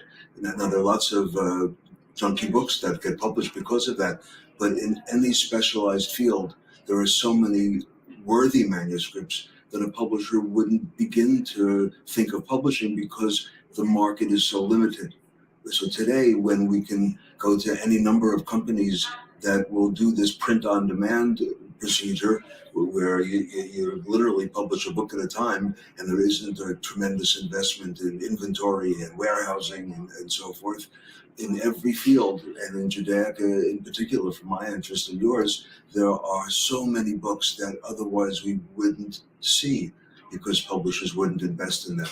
And one can go to a website like Amazon.com or many others and find books on the most specialized subjects that for some of us are not so specialized. They're what we live for. So more books are being published all the time. More books are being published today than ever before. Even though there are less and less bookstores, there are literally more and more books being published all of the time. And for me, that's terrific. Fascinating. So you're the first rabbi I've met who is renowned in illusion and magic. I wonder if you could share some Jewish perspectives on that. I think that one of the things about magic, and we're really talking about magic tricks, that I find so compelling is that magic tricks are obviously just tricks. So when you're looking at a magic show or watching somebody perform a trick, really you have to basically look at it and not be persuaded by the surface, but to go inside it. From the outside, so many of these tricks look like amazing, impossible things to have occurred. So the person who wants to think through just how does this trick work has to not be distracted by the surface, but train themselves to go inside. When my children were little, whenever I would learn and master a new trick, I would show it to them, and they would be dazzled by it. And then they would say, "Abba, how did you do that?" And I said, "Well, I'll tell you, but first let's think it through. How could it have been done? Let's try to eliminate what couldn't have been done. If I have a card here and suddenly it appears across the room, I don't have the power to make cards go across the room. If I did, I wouldn't be a magician. I would be the leader of the world. But if since it's not possible to have a card disappear and appear on the other side of the room, what could it possibly be? Of course, one thing is that I hid the card over there before the show. So my children had to think it through, and more often than not, they were able to figure it out by process of elimination. It was a very good way for them to use their mind and to work it out, like a gymnasium, but a gymnasium of the mind. So I could talk about magic forever, but I think that, again, just to reiterate, one of the special things about looking at magic tricks is learning not to be fooled by surfaces. When you get involved with magic tricks, you never look at a television commercial the same way again, because you see what's behind the message. That's a little bit of a distortion sometimes, or a little bit of an exaggeration sometimes, and you have to, what are they really selling and what are they really telling you? So I think, just to give one example, that is something about magic and optical illusions that I find compelling. Seeing beyond the surface is a perfect segue into Kabbalah. In addition to being a teacher and writer about Talmud and Jewish values, you're also a teacher and writer, of course, of Kabbalah. And what Here, we can always finish this up in a bit. I'm just going to play a bit more. And probably take another dab, and then we can finish up that video when I'm taking up the last dab, and then probably head to sleep. Because I've got slime. And actually quite some stuff tomorrow. Let's see. Professor, do you have a moment? I do. What? I wondered, did you attend Hogwarts? I did. I am a proud member of Ravenclaw House, like you. Why do you ask? I was curious as to how Hogwarts has changed over the years. I see. Well, the castle itself, as I'm sure you have surmised, is full of surprises. I dare say more than the staircases change around here. As for the students, well, they seem to get more capable every year. Although, we got up to just as much mischief in my day as you seem to now. I used to look the other way at all sorts of roguery when I was head girl. I can tell you, however, that I did once admonish a certain Phineas Nigella's Black for enjoying a sugar quill during a lecture. I hadn't realised that you and Professor Black were students here together. Appearances. Oh, very, very topical. I was once wounded by time itself.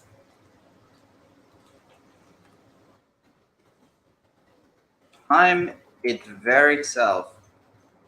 Oh. Time itself? I never would have imagined such a thing. Ah, well, it was the risk I took with my prior position. You may or may not have heard, but I was an unspeakable. Oh, can you tell me what you did? Unspeakable? What? As you might suspect, I cannot speak about what we did. Suffice it to say, the job was not without its hazards. I hope I've satisfied your curiosity for the moment. You have. Thank you for speaking with me, Professor. Keep up with your work. One must always be prepared for mischief, both inside and outside of the castle.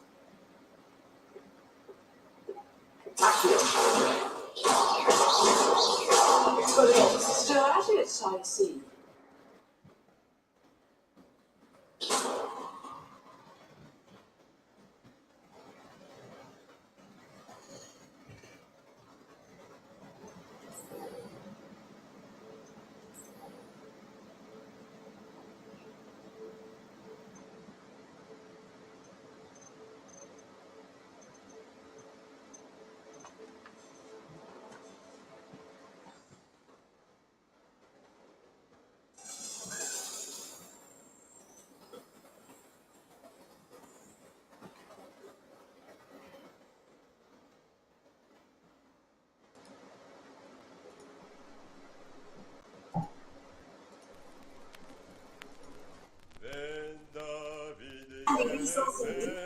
עיניים הרואה בשושנים את דוד יפה עיניים הרואה בשושנים ודוד יפה עיניים הרואה בשושנים ודוד יפה עיניים הרואה בשושנים יקשרו לבעלפיו ודוד ברבבותיו בן ישי חי וקיים בן ישי חי וקיים ובן דוד יפה עיניים הרואה בשושנים בן דוד יפה עיניים הרואה בשושנים יקשרו בעלפיו ודוד ברבבותיו בן ישי חי וקיים בן ישי חי וקיים ובן דוד יפה עיניים הרואה בשושנים בן דוד יפה עיניים הרואה בשושנים יקשרו בעלפיו ודוד ברבבותיו בן ישי חי וקיים בן ישי חי וקיים את דוד יפה עיניים הרואה בשושנים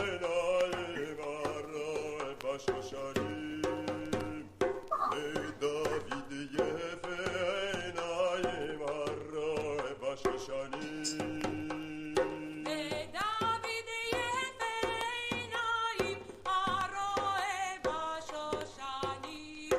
ודוד יפה עיניים הרואה בשושנים יקשרו בעלפיו ודוד ברבבותיו בן ישי חי וקיים בן ישי חי וקיים ובן דוד יפה עיניים הרואה בשושנים דוד יפה עיניים הרואה בשושנים יקשרו בעלפיו ודוד ברבבותיו בן ישי חי וקיים בן ישי חי וקיים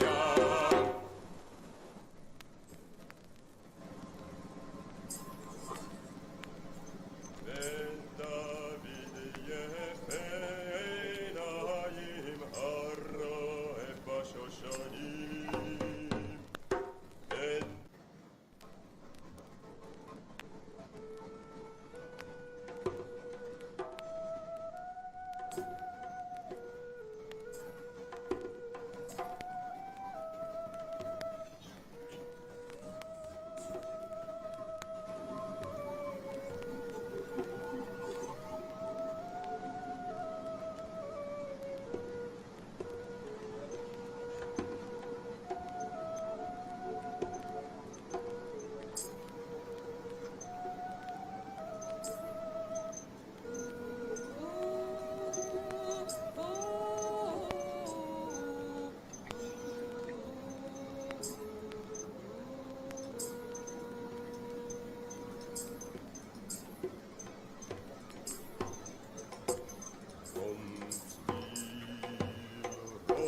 תליל כל החליל יליל שיירת עוברת במשעול מתנהלת אל הרים למרומי השחקים ממהרת שיירת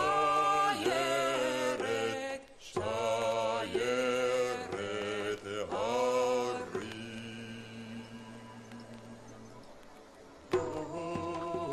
סלי בתלך רובט מלי סלי והשמש מראשי סלי בתלך רובט מלי סלי והשמש מראשי רון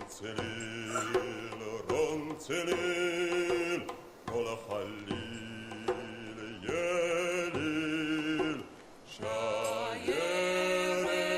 עוברת במשעול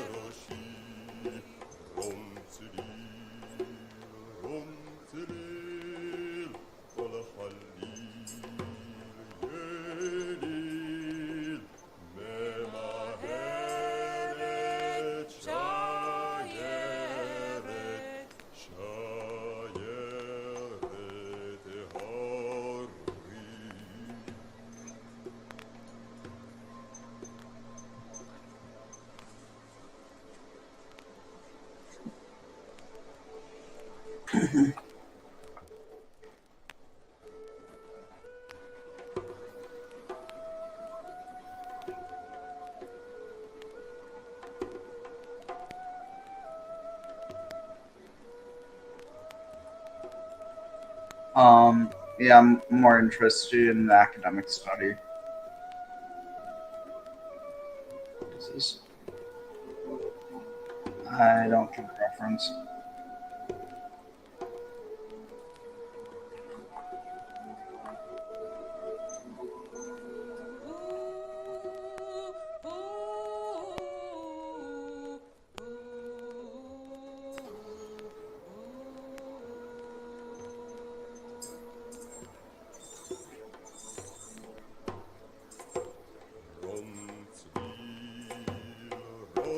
رنتليل كل خليل يليل شايل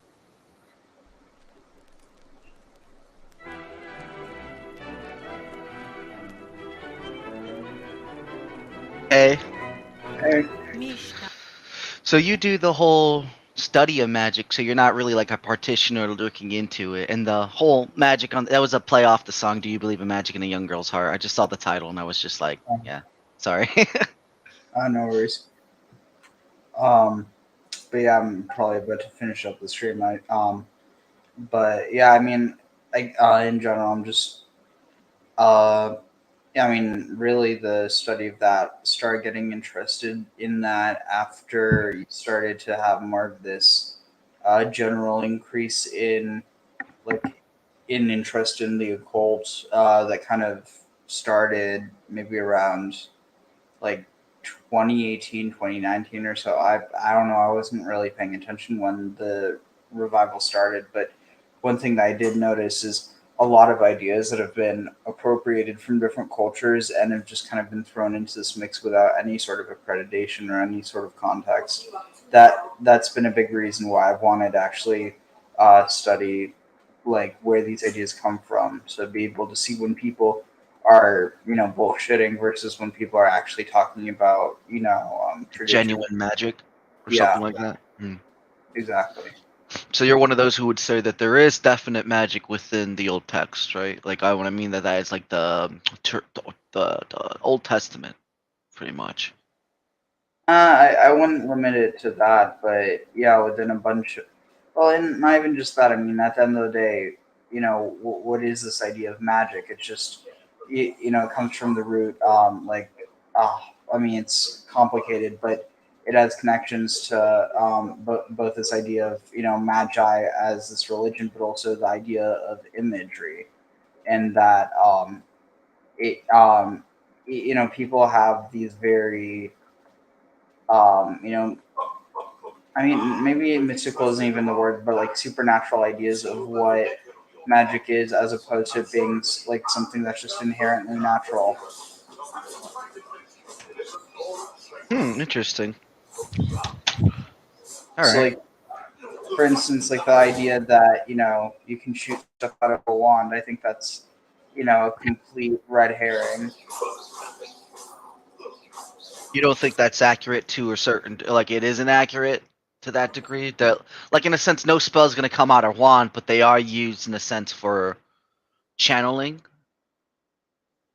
Yeah, You get but what I'm saying? again, like, yeah, but I think that it's one of those things that can take on this, like a life of its own. But it literally, I mean, also depends on what context you're talking about, because, um, like, the role that like magic wands have taken on, as opposed to something like a staff, that has a lot to do, from what I understand, with like with the tarot and the magician card originally.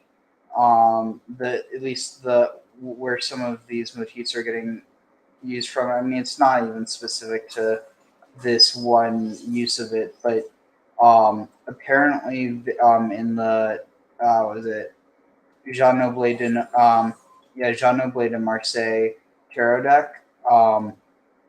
It depicts the magician, but rather than holding a what's the word? Rather than holding a wand, he's actually holding. I think it would be wrong to say that it's dismembered. It's more so just supposed to be representative of, but basically a circumcised penis. and it's actually thought that some of these early tarot decks might have actually been used by crypto Jews in order to secretly teach about Judaism without having anything written, like, in basically where everything was just artistic interpretation. And if you it also in a way where people wouldn't really understand the stuff unless they knew the stories, and it has a lot to do with the way that the stories were told more than just the stories that happen to be shared between Jews and Christians.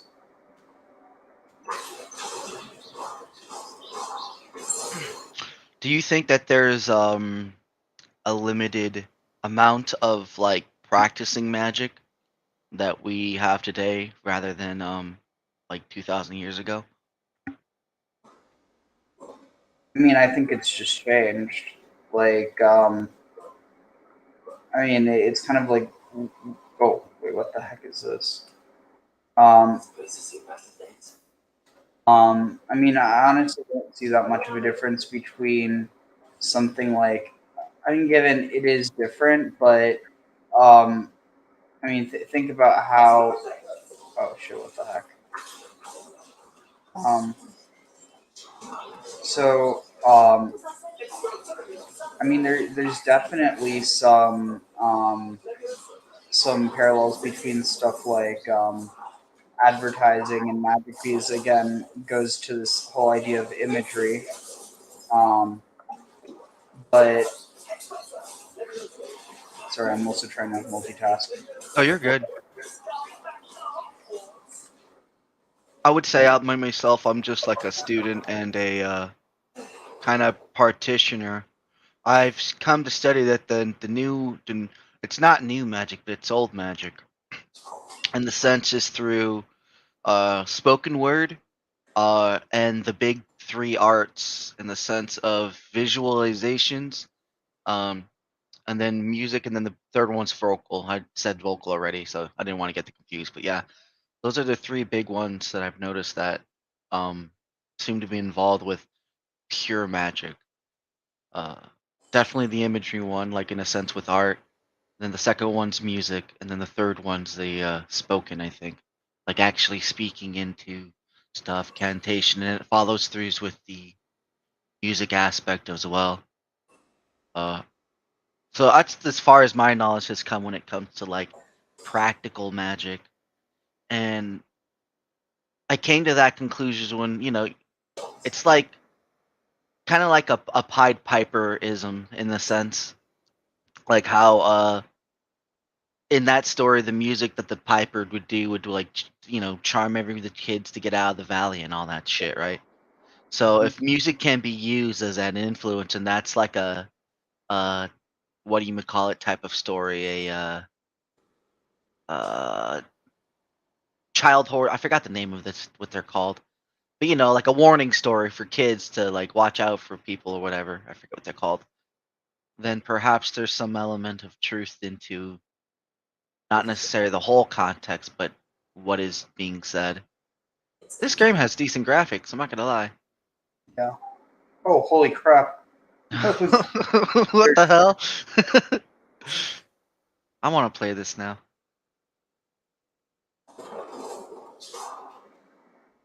This reminds me of the pyramid part, or like the Great Pyramids in Assassin's Creed. I don't think I played that version yet. I stopped at which Assassin's Creed? I can't remember. Syndicate, I think. There actually is. I mean, so. Oh shit. Oh. There is this one motif that definitely has been utilized in a lot of recent video games, which is kind of concerning.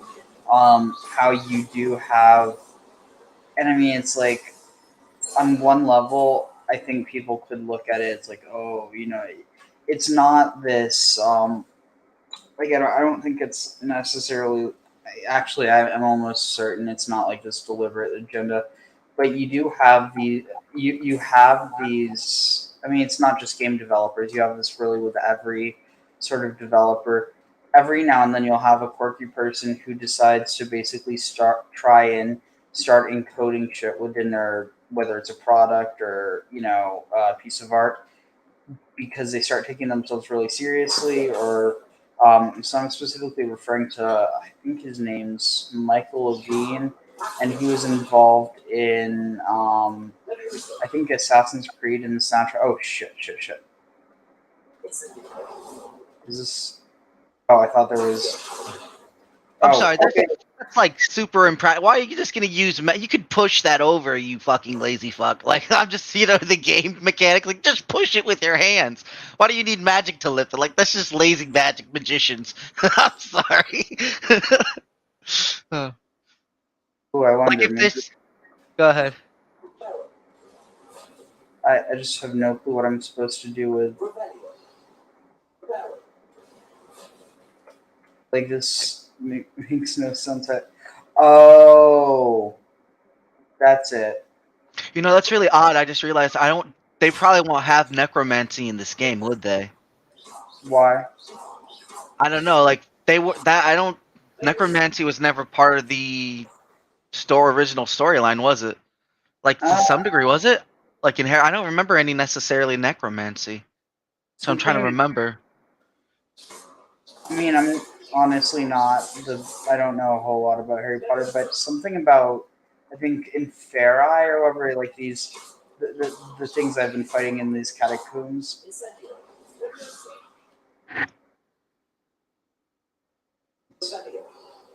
And maybe with like dark magic or something. Yeah. Let's see. Here. Oh. Huh. Maybe this. Oh. Oh shit.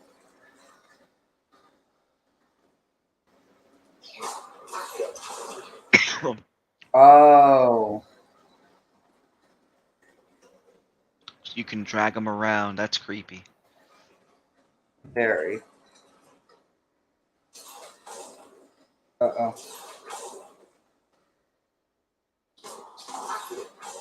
Yeah, I started looking into the magical stuff because it's like one of those things like you can't necessarily deny about the what's in the text.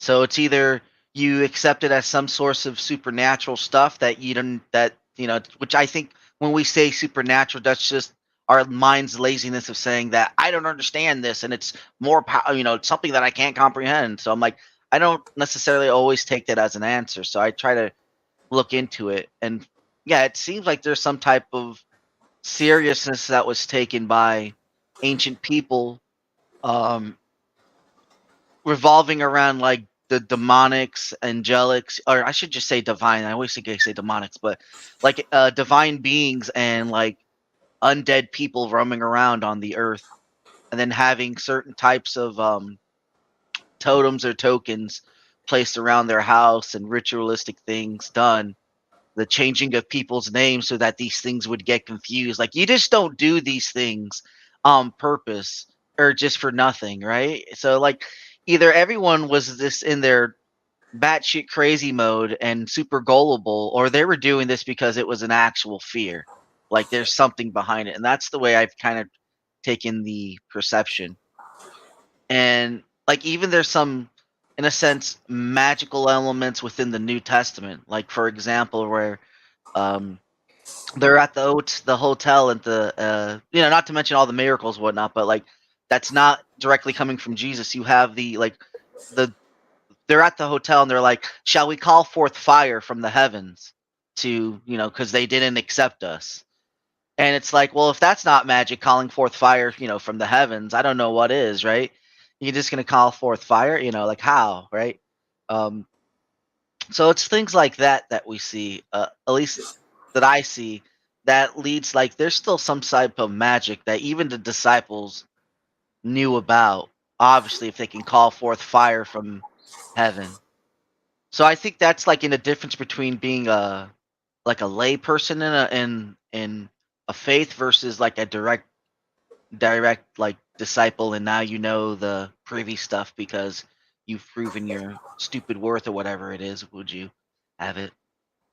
And that's just a guess, I can't even say if that's accurate or not to any degree of percentage, like a 10% true or whatnot. You know what I'm saying? Yeah, I It's mean, crazy. I think a big part of that just can't be ignored though is the use of different plants that we would now see as drugs, and I mean the types of experiences that people have on that versus normal waking states of mind, Yeah. completely different. So like I don't think it's necessarily all one or the other, but like even if these are just like psychological concepts, it's still clear that they were maybe integrating these things better than we are today because we just kind of shove these things in holes in our minds until they eventually get so bad that we can't ignore it. Plus, there's also limitations, I think, on certain like knowledges. Is like I'll give an example. Like in Skyrim that like when you're doing ingredient making for whatever, they have like certain abilities, what they can and cannot do, like cause and effect. Like this will do this to you if you do this. Kind of like how we know like certain medicines will take away pain, or like how the mint plant makes things cold for us, gives us that cold thing. So the more we find out like common knowledge about that type of stuff is probably how we can practically use it in that magical sense. It's just that people don't necessarily know. I would say maybe herbologists have a better chance. Like if they actually know that stuff, like if you ingest this, this is what it will do to you. If it will do nothing at all, you know. Yeah. But that's my take on it. Is like actually knowing a true thing and what it can do and do is the difference between like just playing at games and actually doing shit. Like again, because pharmacy obviously they're doing something there, right? Those little pills aren't just there, Like that's one thing that always gets me is that shit. I have no clue what I'm supposed to do here, and I'm basically stuck. All right.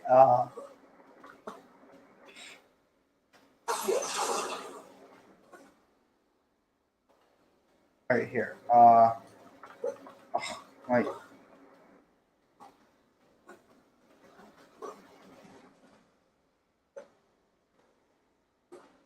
Seems like it should be far enough to. Maybe if I.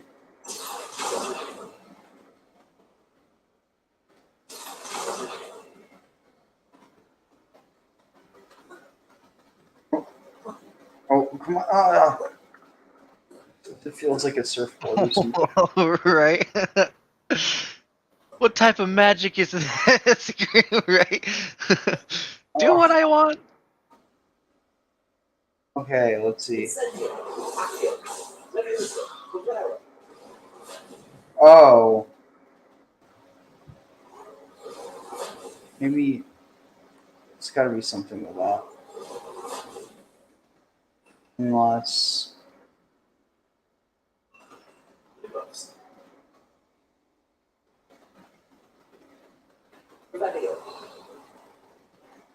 Ah. Oh, I'm an idiot. Have you ever came across any actual like proclaimed magicians or shit like that? What do you mean? Like people who claim to be magicians, like in the Yeah. magic sense. There's one dude I know, yeah.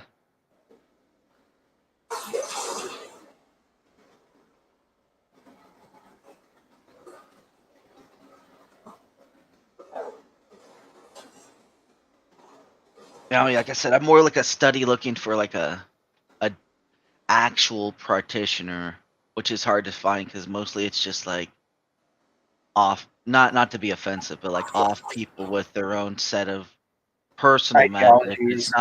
It's not true magic, if you get what I'm saying. Like for me, like Christianity might have a true sense of magic, even though there's like a whatchamacallit, a call against certain types of magic that you're not supposed to do. It doesn't necessarily mean all magic is bad, just certain types. Like a like and that's hard to understand even within itself. Um, so that's kind of like what I'm looking for, pure magic. But that just sounds like woo shit anyway when I try to explain it. 'Cause it's, yeah. You have to be really careful though. There's some really dangerous people out there. Oh, I bet. Okay, I think I'm officially stuck in this hole. I don't know. I think if any like magical rich person would want to waste their time on someone like me, they really have mental problems. So I like that would be a probably saving grace for me. It'd probably be like the perfect storyline NG. Like you get killed by an actual magician.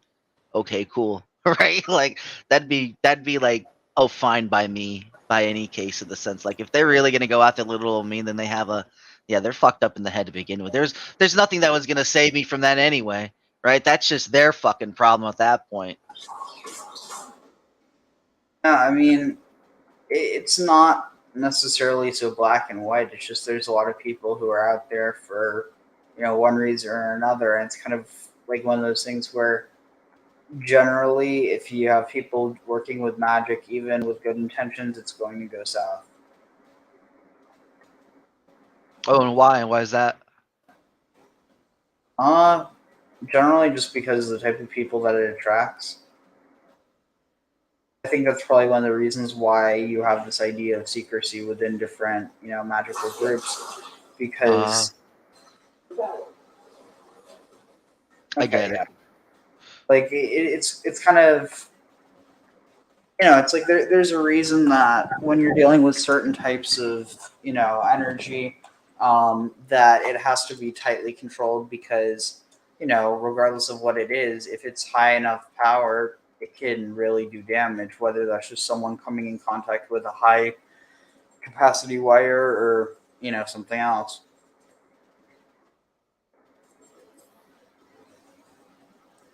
But like I mean the other thing is that yeah, I mean sometimes you just have it where is it okay, that's a strange noise, but th- um there's always going to be people who, whether they're in it for personal gain, whether they just kind of get lost in the sauce, or whether they, I mean, it's honestly just one of those things that whenever you're dealing with something that's inherently fringe, you're going to be dealing with inherently fringe people.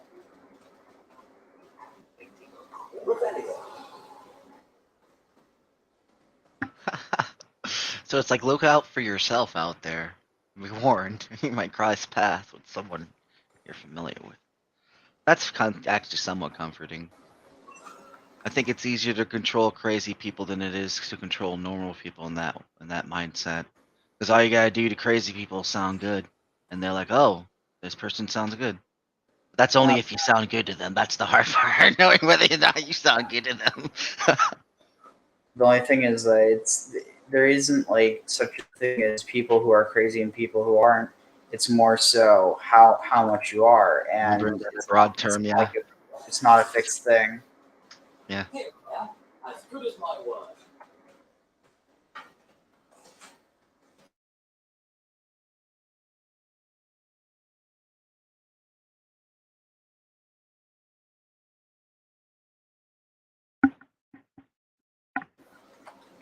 All right, let's see.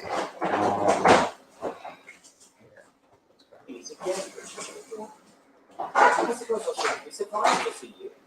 All right. Well, I have to go get my kids ready for school. I'll talk to you later. Thanks for the little chat this morning. All right, take care. All right, take Also, care. You too.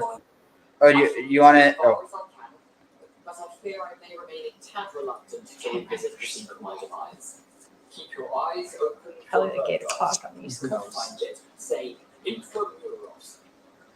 I think it's Latin or Greek. As you can imagine, I never paid much attention in school. Shall we?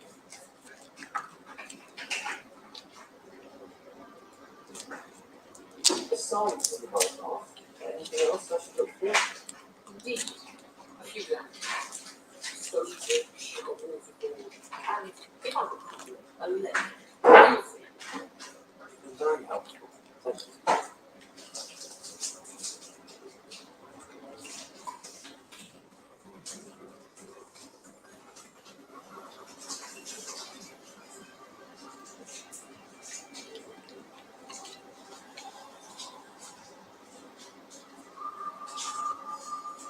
surprising how much of this is rather fortuitously coming back to me.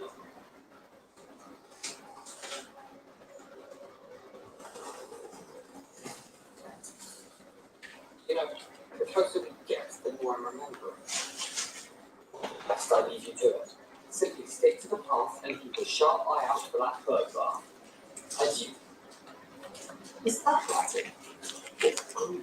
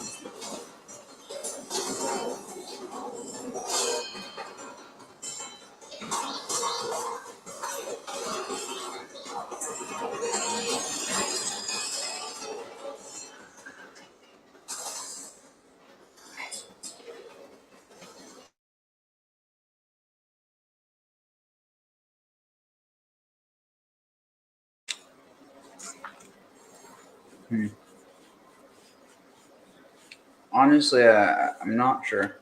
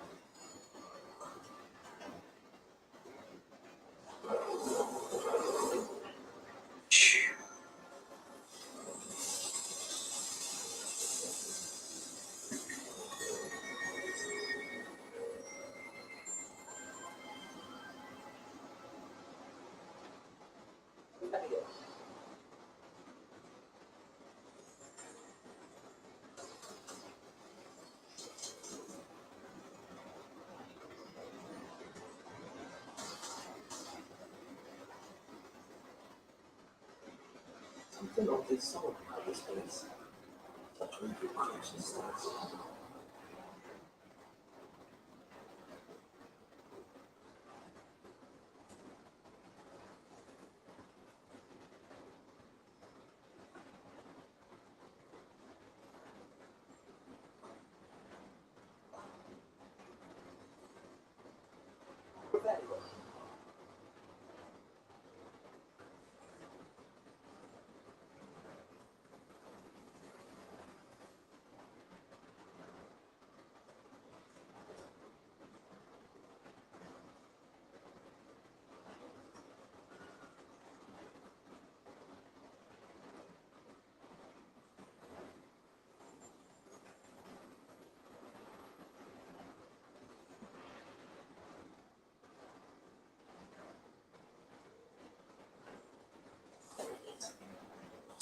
What is quiet?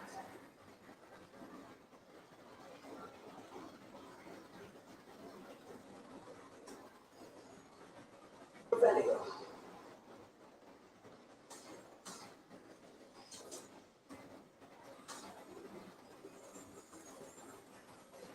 Incendio.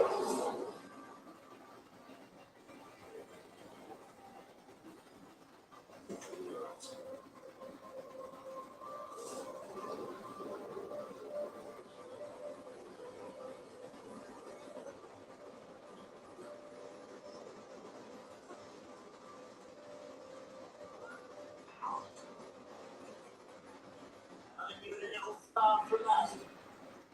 Retro Community eventually latest whatever it is going on.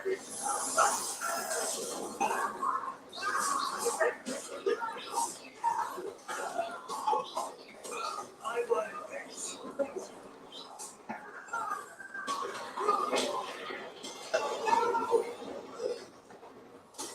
I will make you pay.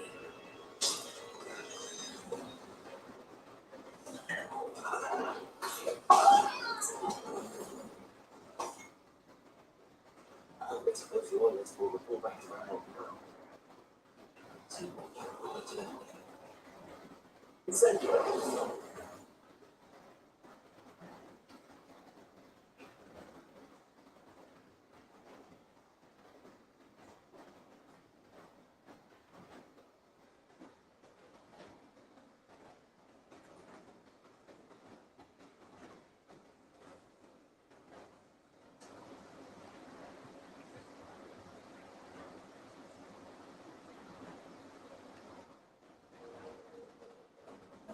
These places.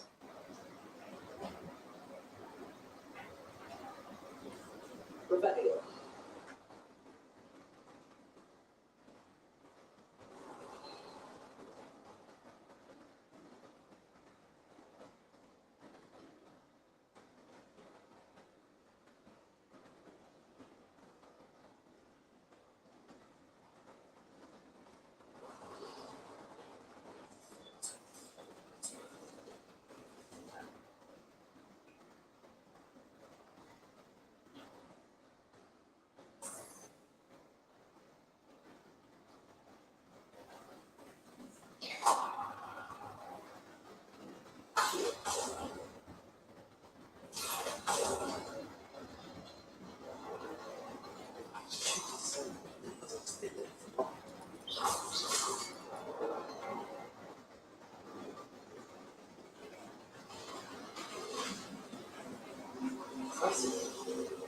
How much do you know what this means?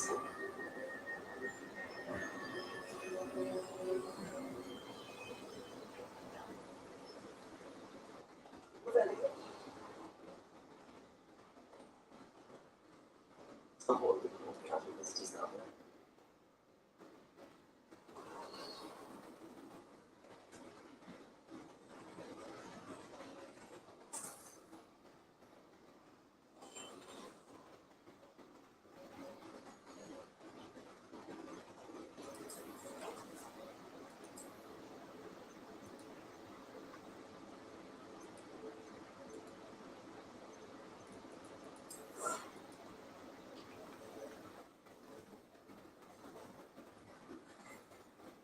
I wonder if any of my spells are coming through.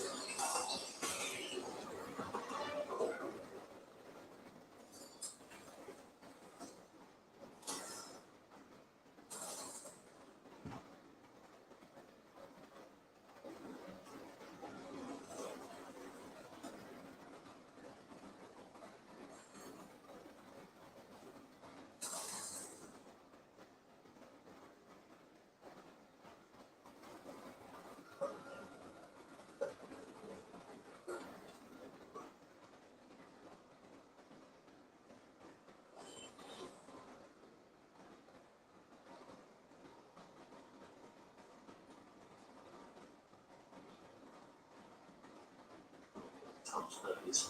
Ugh.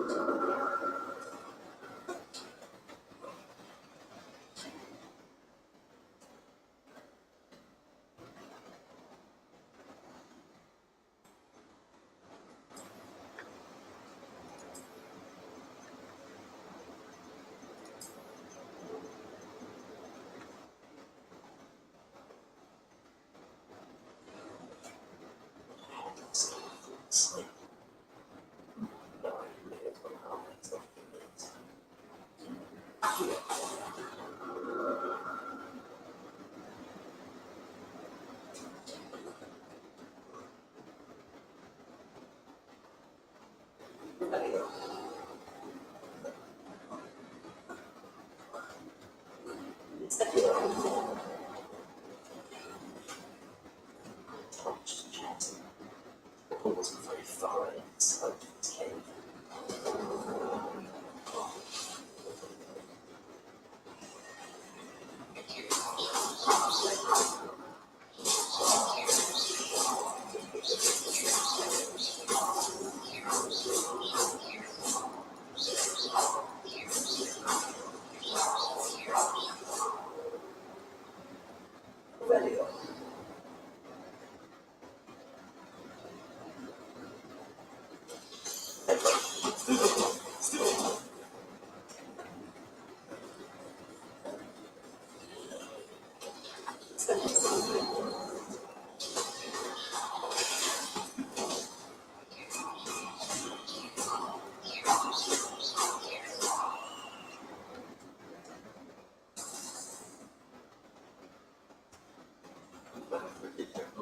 something behind them.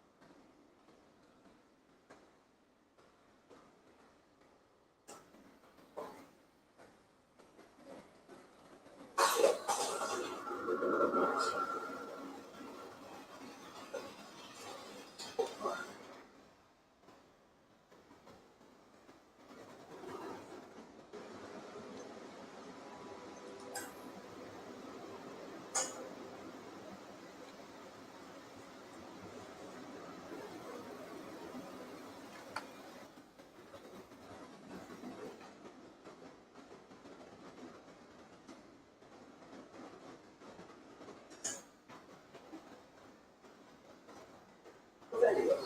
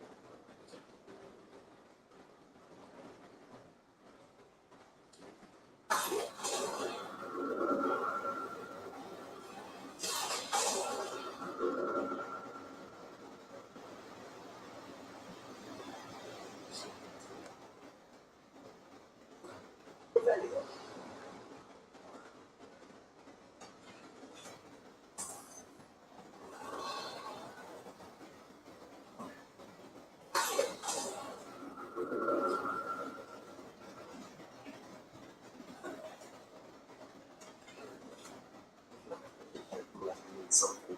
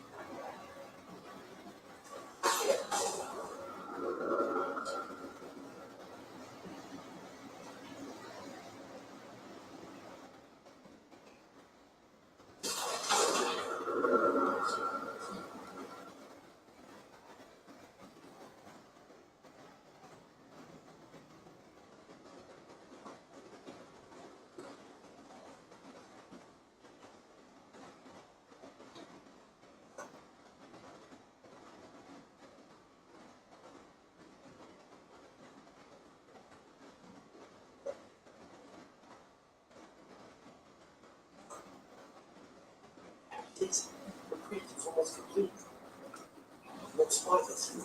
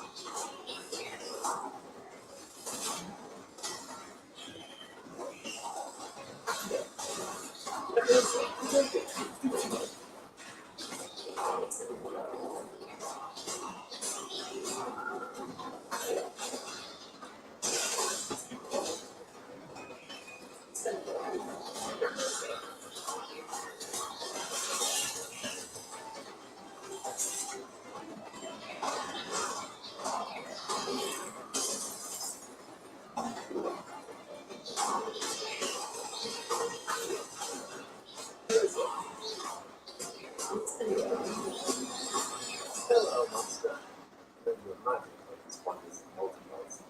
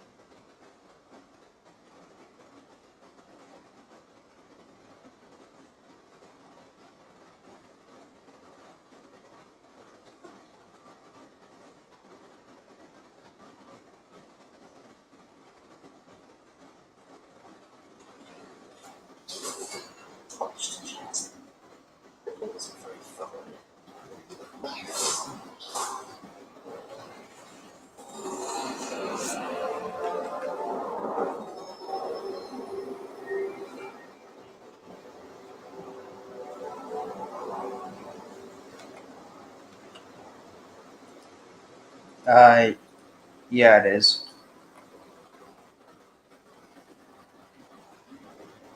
Oh, holy crap, my eyes. It's like I really need to go to sleep. I'm just gonna finish up this mission. Must be getting closer to chapters from pages. Uh-oh. We meet again.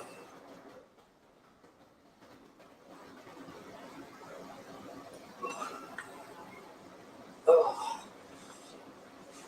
Lenses must be left behind this wall. Pages.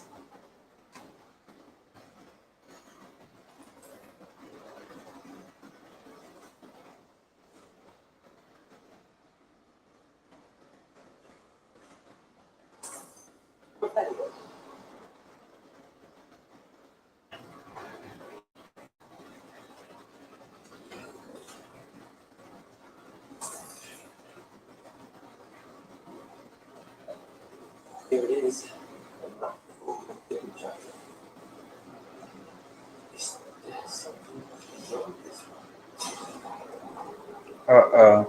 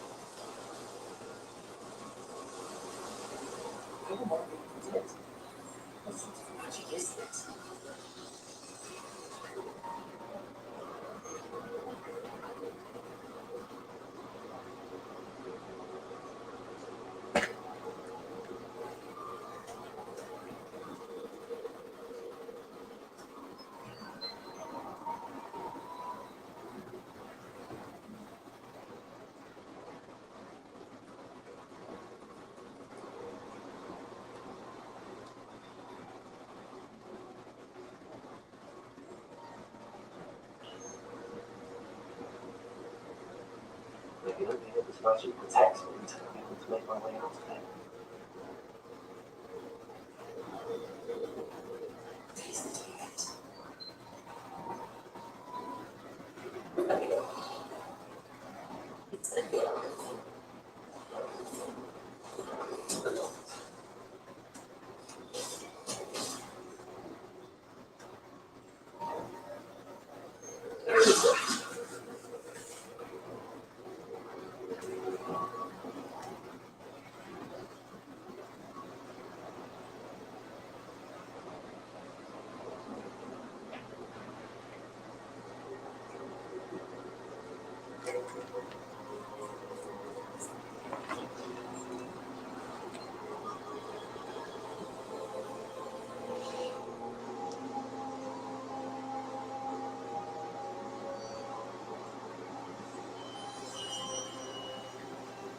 Can it be?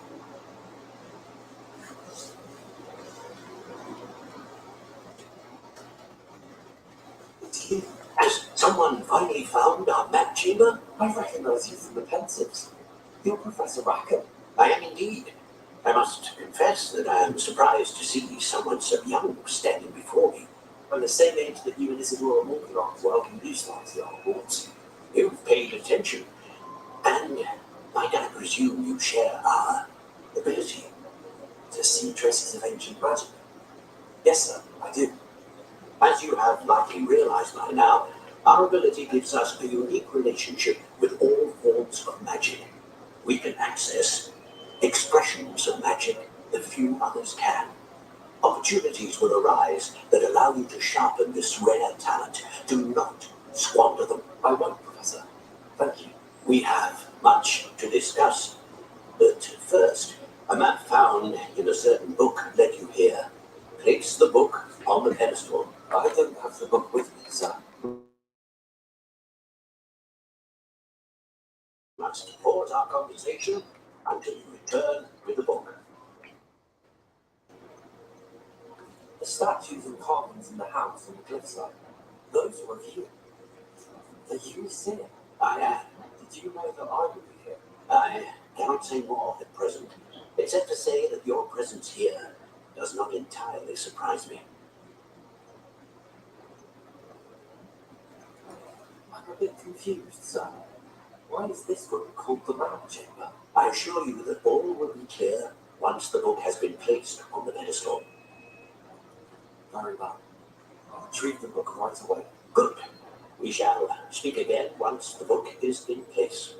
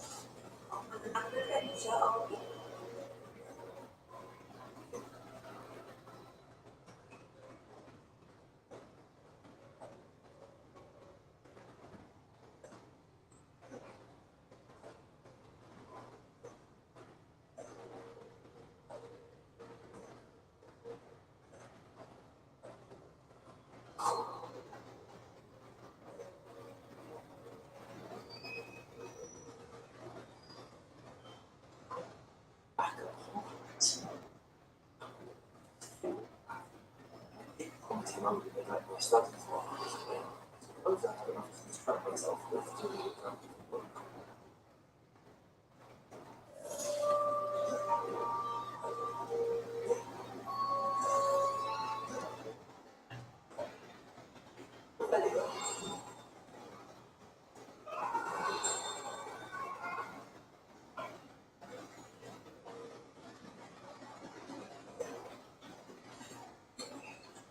The pulse, vanishing charm, useful for objects or adversaries away.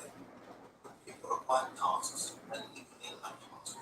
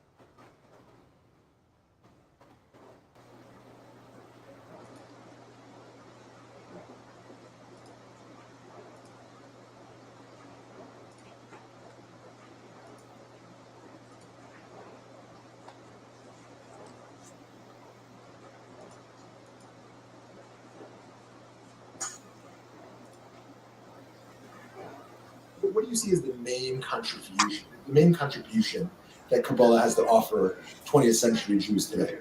You know, Rabbi Adin Steinsaltz, it says that Kabbalah is the theology of the Jewish people. It's the theology of our people. It's not the history, and it's not the customs, and it's not the holidays, and it's not the folkways, and it's not immigration to America, and it's not bagels and lox. It's the theology of our people. So what does Kabbalah contribute to today? Those of us who wake up in the morning and we ask ourselves, who am I? Where did I come from? Where am I going? What is this life all about? What's important and what's not important? Why would God have made a world with so much suffering? These big questions are the questions that Kabbalah responds to. So it's clear to me that Kabbalah is essential to learn. Many people think, oh, Kabbalah is something that you just have to avoid unless you're older and married and steeped in Torah. And Rabbi Steinsaltz and others beside him say, no, we have to learn these things because our young people are leaving Jewish tradition because they're not dealing with the important questions of life. Who am I? What is this life all about? Those are some of the questions that Kabbalah deals with. So it's the eternal wisdom of our people that so often in Hebrew schools and elsewhere they neglect or overlook. don't realize that our young people and older people need to be able to work some of these questions out. The good news is that our ancestors have been thinking about these profound questions for centuries and centuries and centuries, and they have usually something important and useful to say about these questions. So my last question for you then is, what are some of those misunderstandings of Kabbalah that you think are percolating out there that have to be named?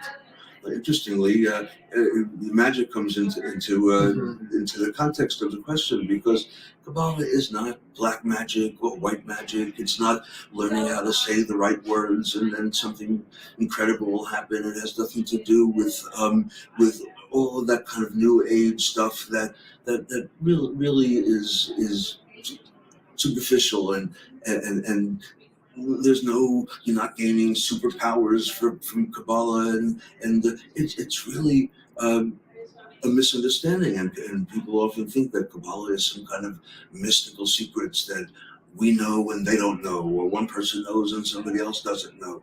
It's not that way. Kabbalah is deep intellectual and spiritual thinking about the important questions of life. It doesn't have to do with hocus pocus and abracadabra and a lot of the new age concepts that people throw around.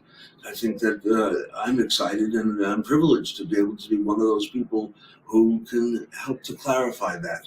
And once again, to say to the seeker, young and old, that you don't have to go to other traditions to find profound ideas. You don't have to go to the New Age bookstores to read about other traditions that have talked about love and friendship and evil and suffering. We've dealt with these questions since time immemorial. And if we pay attention to that, we'll see that there's so much nourishment that we can derive from our own tradition. It's not just nonsense, mishigas about quote unquote magical things. I think it's a terrible misrepresentation. Rabbi Steinsaltz says that some of this New Age Kabbalah is to real Kabbalah as pornography is to lovemaking. Wow. You know, the lovemaking is real. The pornography is obviously not. And some of the forms of what is Kabbalah is not what Kabbalah is about. It's about, I don't like that, let me say that, I don't like small talk. I like big talk. And Kabbalah is about big talk. Fascinating. Well, if like me, you're also thirsty for more, I hope you'll pick up some of Rabbi Kurzweil's books on genealogy, conversations with Rabbi Steinsaltz, Torah for Dummies, Kabbalah for Dummies, hopefully a book on magic coming out soon, and so many others. Thank you so much for taking this time. Thank you. Thanks so much. Bracha.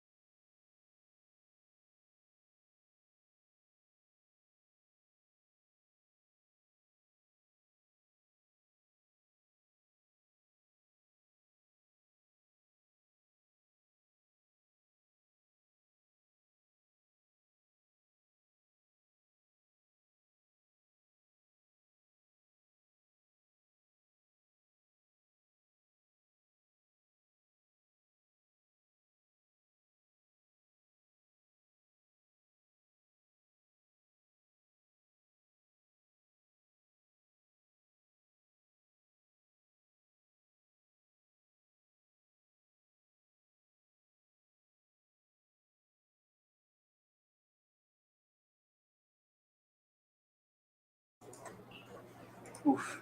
Sorry. Almost right.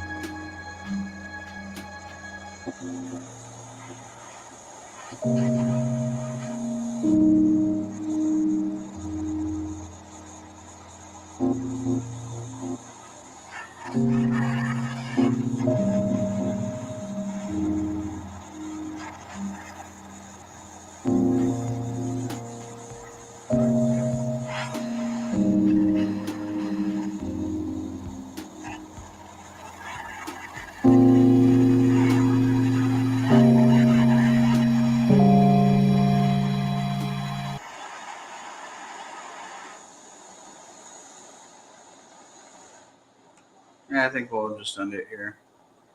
So, this was fun, and I'll do it again. So, take care, everyone. Want to tell the Rebbe the words of the new song that we're singing with Mashiach, right?